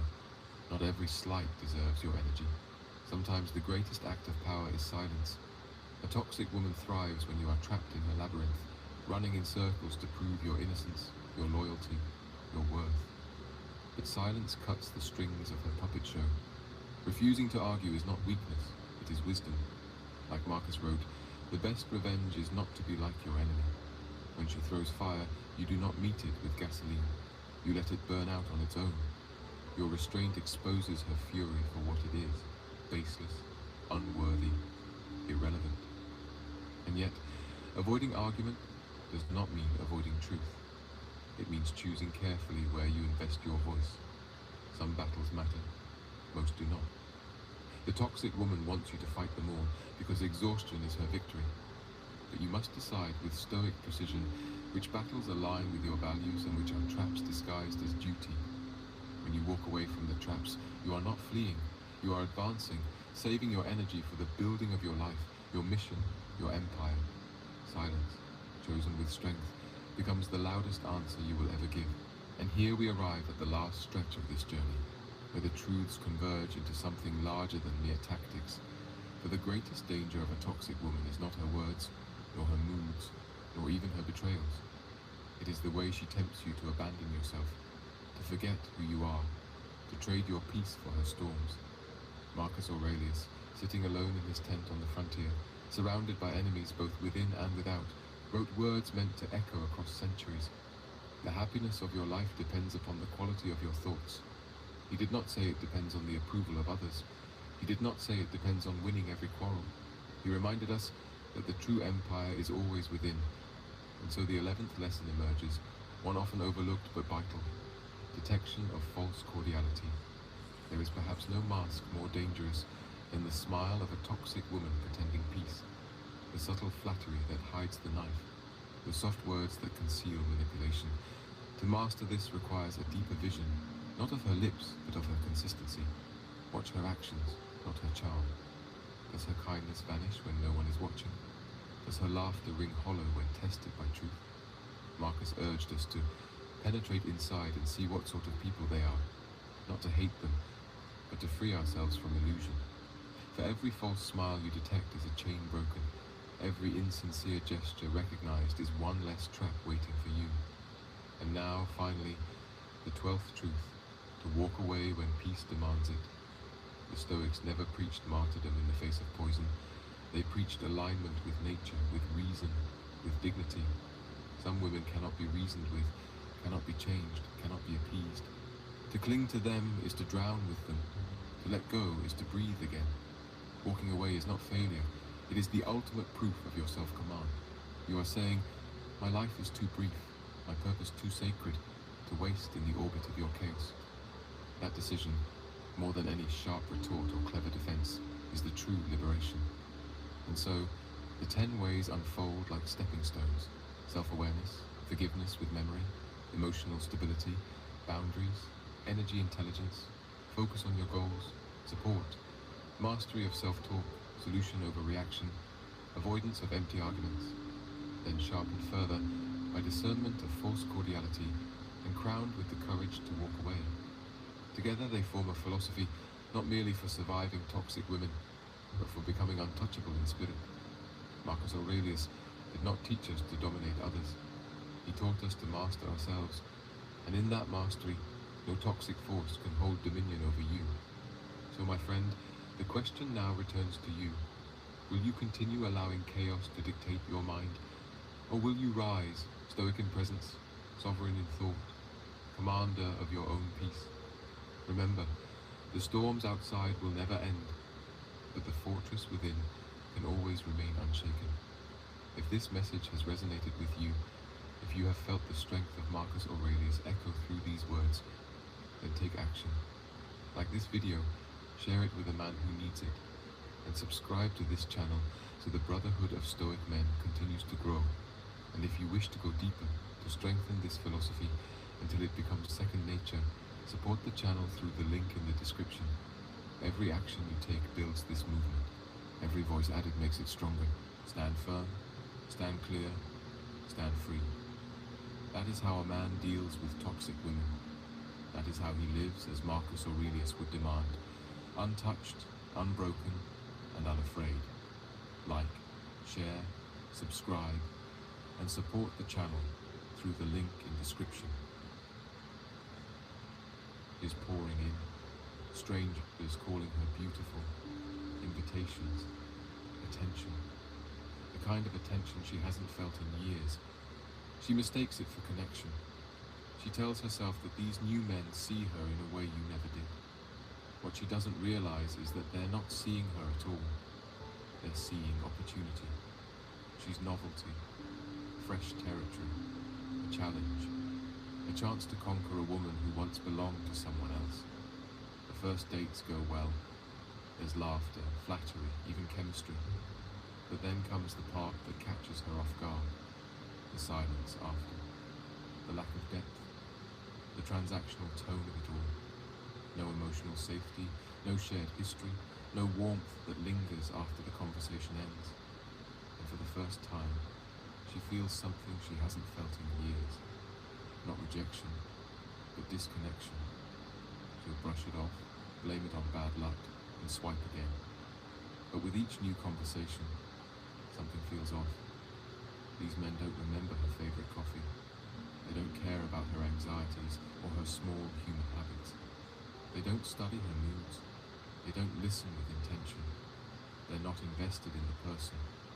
They're invested in the possibility. And slowly, a quiet unease begins to settle in. Because deep down, she starts to compare. Not consciously, not out loud, but involuntarily. The way one man's voice lacks calm. The way another's humor feels forced. The way none of them look at her with that mix of admiration and steadiness you once had when she walked into a room. Her brain begins pattern matching. Every man measured against you. The one she swore she was done with. But she can't admit this comparison. That would mean confronting a truth she's not ready to face. That the man she left was not ordinary. That his consistency, his patience, his loyalty weren't generic traits. They were rare, extinct even. So she doubles down again. More outings, more travel, more experiments and self-reinvention. She's chasing the high of new beginnings because sitting still means hearing the echoes of what she destroyed. But no amount of movement can quiet the mind when regret starts whispering. At night, when the laughter fades and the house is silent, she feels the drop, that heavy, invisible descent that comes when the illusion of control slips away. She scrolls through her phone, old photos, old messages. She tells herself it's just nostalgia. But nostalgia is a liar. It's memory filtered through loneliness. And in those quiet moments, she starts to feel the weight of what she traded. A man who stayed through her storms for men who vanish when the wind changes direction. A home for a revolving door. Depth for distraction. That's when the cracks begin to show. Tiny at first, then spreading through every story she told herself. The story of empowerment, of freedom, of self-discovery. They all start to sound rehearsed. And her reflection in the mirror begins to look less like a woman who found herself, and more like one trying desperately not to admit that she's lost. It starts subtly, a restlessness she can't quite name. Days that used to feel exciting now feel repetitive. Nights that were once filled with laughter and music suddenly feel too quiet. She scrolls through her phone, through her new contacts, through her old texts with you. Not because she misses you, she tells herself, but because she's just curious. It's the kind of curiosity that hurts. The kind that only appears when the performance of moving on starts to collapse under its own weight. She begins noticing how temporary everything feels. The men who seemed charming now seem childish. The ones who were funny now come off as shallow. The ones who said all the right things never follow through. Every good morning text feels automated. Every date feels like déjà vu. And she realizes something cruel. That intimacy without emotional safety isn't intimacy at all. It's noise pretending to be connection. The cracks widen. She starts noticing how no one actually checks on her anymore. Not in the way you did. When you used to ask, "How was your day?" You listened to the answer. These men ask just to fill silence. She laughs less now, smiles more for the camera than for her soul. The compliments that once made her blush now feel empty, predictable, hollow. And then, one night, it happens. The collapse she didn't see coming. She's lying in bed, surrounded by the glow of her phone, and she realizes there's no one to text who truly knows her. Not her moods, not her fears, not her rhythm. The person who knew her best is gone, not because he stopped loving her, but because she taught him to.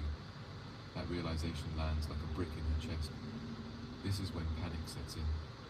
Not the loud, dramatic kind, but the quiet kind that settles in the gut. It's not fear of being alone. It's the recognition that maybe she made a mistake too big to undo. But she can't admit it. Pride won't allow it. So she hides it behind activity, gym memberships, new hobbies, new men, anything that makes her feel like she's still progressing. But progress built on avoidance is just motion, and motion without direction is chaos. She starts rewriting history. He was controlling. He didn't understand me. We just grew apart. But the lies don't stick as easily anymore. Her mind begins fighting back, replaying memories she thought she buried. The way you looked at her when she laughed, the times you stayed calm when she pushed you away, the times you chose her even when she wasn't easy to love. The more she tries to vilify you, the more her subconscious paints you as the safe harbor she abandoned. She starts dreaming about you, not romantically but symbolically, you showing up in strange ways, sometimes silent, sometimes distant, but always there. Her brain is trying to reconcile two worlds, the fantasy of freedom she built and the reality of what that freedom cost her. It's called cognitive dissonance, the psychological war between her story and her truth. And every day, that war drains her more. Her friends start noticing the change. She's quieter now, less certain. The fire she once had when she talked about starting over is gone. They'll say she's just tired, that healing takes time. But she knows it's not fatigue, it's grief. Grief for the life she had, the man she lost, and the woman she used to be when she was still loved by a good man. She used to think you'd be the one who couldn't move on, that you'd chase, regret, maybe even beg. But men like you don't beg, you rebuild. While she's learning that independence isn't as glamorous as it looked on paper, you're out there rediscovering your rhythm. You're sharper now, calmer, wiser, and that terrifies her. Because deep down, she knows that the man she left has already evolved into the one she'll spend years trying to find again. And that's when regret starts to bloom. Not loud, but deep. Not the kind that cries. The kind that lingers in quiet moments, that whispers during long drives, that sits beside her when she realizes every man she meets is a downgrade. Not because they're bad, but because they're not you. There's a moment every woman who walks away from a good man eventually faces. It doesn't happen all at once. It creeps in, slow and cold, like water seeping through cracks in a wall. She might be sitting in traffic one evening, or washing dishes, or scrolling through old photos when it hits her. She's no longer the woman who was loved. She's just the woman who left. And that realization stings deeper than heartbreak ever did. By now, her old story has lost its shine. I had to do what's best for me. We grew apart. He didn't make me happy. Words that once felt empowering now sound hollow, like echoes in an empty room. Because the truth is, she didn't leave for happiness. She left for a feeling. And feelings are terrible navigators. They fade fast, especially when they meet reality. Reality looks like this. Waking up alone to a quiet house that used to be full of warmth. Making dinner for one. No one to talk to about her day. No one to protect her from the small chaos of life. And the silence that used to feel peaceful now hums with something heavier. Regret. Regret that she disguised as independence for too long. She scrolls through her social media and sees him, you, not broken, not bitter, not begging. You've changed. You look sharper, calmer, maybe even happier. There's a light in your eyes that wasn't there before. And she realizes with a mix of pride and dread, she was the storm that forced you to rebuild. Her leaving became your catalyst. Her loss became your evolution. And nothing unsettles a woman more than seeing the man she underestimated become the man she always wanted. Her friends don't get it. They tell her, you'll find somewhere better. But those words feel childish now. She's seen enough of the dating world to know that good men don't line up waiting. They vanish, they adapt, they grow, they move on quietly, like you did. And when a man like you heals, he never returns to the same place she left him in. He becomes untouchable, not in arrogance, but in peace. You know what's poetic about it all? The same man she once took for granted becomes the one the universe now uses to humble her. Every time she sees a happy couple, every time she scrolls past a photo of a man holding his woman's hand with quiet devotion, she'll feel that sharp, familiar ache, the realization that once upon a time, that was her life, that was her safety, that was her peace. But she mistook peace for boredom and stability for stagnation. She mistook a good man's patience for weakness, and by the time she learned the difference, he had already become someone she could no longer reach. Because good men don't hate the women who hurt them, they outgrow them. They rise from the ashes, not to prove a point, but to protect their peace. And nothing cuts deeper than watching a man you once diminished become everything you ever wanted. It's not revenge, it's revelation. The kind that doesn't shout, doesn't gloat, doesn't need validation. It's the quiet kind that glows through a man's composure, through his laughter that no longer hides pain, through his eyes that no longer search for answers in people who never deserved his loyalty. And she'll remember how he used to listen, how he stayed when things got ugly, how he saw her worst and still believed in her best. And that memory will haunt her, not because she wants him back, but because she finally understands what real love looked like when it was hers. She'll wish she had one more chance to sit in the same room with him, not to fix things, but just to feel that peace again. But peace is something she traded for attention, and attention fades faster than truth. Years later, she'll still think of him, not every day, but often enough that the thought still stings. She'll wonder what would have happened if she had stayed, if she had paused before walking away, if she had recognized that a man who shows up every day, who stays loyal even when unappreciated, is not boring, he's rare. But hindsight is the cruelest teacher. It gives the lesson after the final exam. So to every man watching this who's ever been left, understand this. She may have walked away, but you're the one who truly moved on. You turned heartbreak into armor, pain into power, silence into focus. And now you live rent-free in the part of her mind where regret sleeps. That's not ego, that's justice. Because in the end, it's not her loss that defines you, it's your rebirth. So take this moment as a reminder. Never chase someone who doesn't see your value. Never beg to be understood by the blind. Let her go and become the man she'll never get over. And if these words resonated with you, brother, if they woke something in your spirit or reminded you of your worth, then do one thing for yourself and for every man fighting through that silence. Like this video, share it with someone who needs to hear it, subscribe to the channel, and if you believe in this message, support the movement through the link in the description. Because men like you, steady, loyal, relentless, deserve to rise again. And one day, when she sees the man you've become, she won't just miss you, she'll finally understand what she threw away. And you'll finally understand why she had to leave for you to become who you were meant to be. That's the reckoning. When the illusion of infinite options dies. When she realizes that men don't orbit her forever. That love isn't guaranteed to wait while she explores herself. That good enough might have been more than enough. It's the night she lies awake replaying your arguments, realizing that half the things she blamed you for were reflections of her own restlessness. And yet, she can't just call you. She drafts messages she'll never send. I've been thinking about you. I saw something that reminded me of us. Hope you're doing well. Simple words, loaded with meaning. But pride holds her hostage. Because admitting she misses you means admitting she was wrong.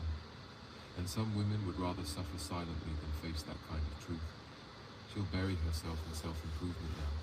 Books, therapy, meditation. She'll say she's healing. But healing from what?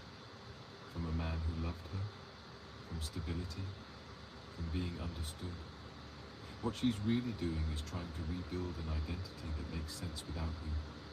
But every attempt feels forced, incomplete. Because no matter how far she runs, part of her story ends with your name. The real tragedy is that she'll start to see your presence everywhere. The way a stranger laughs, the smell of a certain coffee, the song playing in the background of a grocery store. These fragments become reminders that real love doesn't vanish. It lingers, woven into the fabric of ordinary life. But she can't touch it anymore. She traded it for freedom that doesn't feel free. And deep down, she knows. She didn't walk away from a bad man. She walked away from the man who would have stayed. There's always one night that breaks her. Not with screaming or tears, those came and went, but with silence.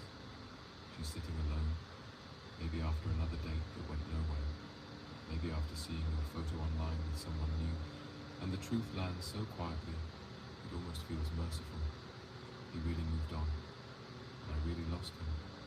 That's when her world tilts. Every rationalization she built, every story about incompatibility, about deserving better, about finding herself, collapses under the weight of one unfiltered truth. She walked away from a man who would have done anything for her. She thought there would always be time to come back. She thought you'd wait, that your love would linger like an open door. But men like you don't wait forever. You wait until you learn how to live without her, and then you never look back. Her friends are gone now too. The ones who encouraged her to live her truth have faded into their own lives. The calls are less frequent. The invitations stop. She's no one's project anymore. Just another woman who left what was good and doesn't know how to rebuild what's gone. Loneliness becomes her shadow. Not the romantic kind she can post about, but the real kind. The one that creeps in during dinner, when there's only one plate on the table, one laugh missing from the room. She tells herself she's fine, she's independent, but the nights tell a different story. The bed feels bigger now, the walls echo louder, and the body remembers the small things, the warmth of your hand, the steadiness of your voice, the way you looked at her when she didn't even feel beautiful. She used to roll her eyes at those moments, call them routine. Now she'd trade every date, every compliment, every illusion of freedom just to feel that routine again. The irony is cruel, because by the time she realizes what she lost, you've become the man she always wished you'd be. Confident, calm, self-contained. The kind of man who no longer needs her validation to feel whole.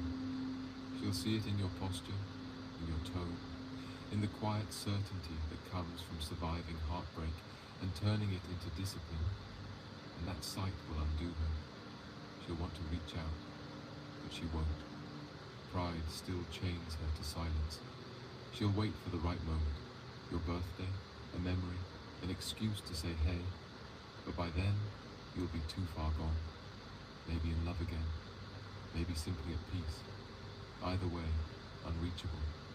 And that's her punishment. Not karma, not revenge, just awareness. Awareness that she left something rare. Awareness that no matter how much she evolves, no one will ever love her in that same steady, selfless way again. Because good men don't circle back. They grow forward. So when people ask what awaits women when they walk away from good men, the answer is simple but brutal. Emptiness disguised as freedom, attention that never equals connection, regret that matures with time, and memories that age like ghosts. They get what they asked for, but lose what they needed. And by the time they understand the difference, it's far too late. Because you, the man she once dismissed as ordinary, became the man she'll measure every future love against. And none of them will ever be enough.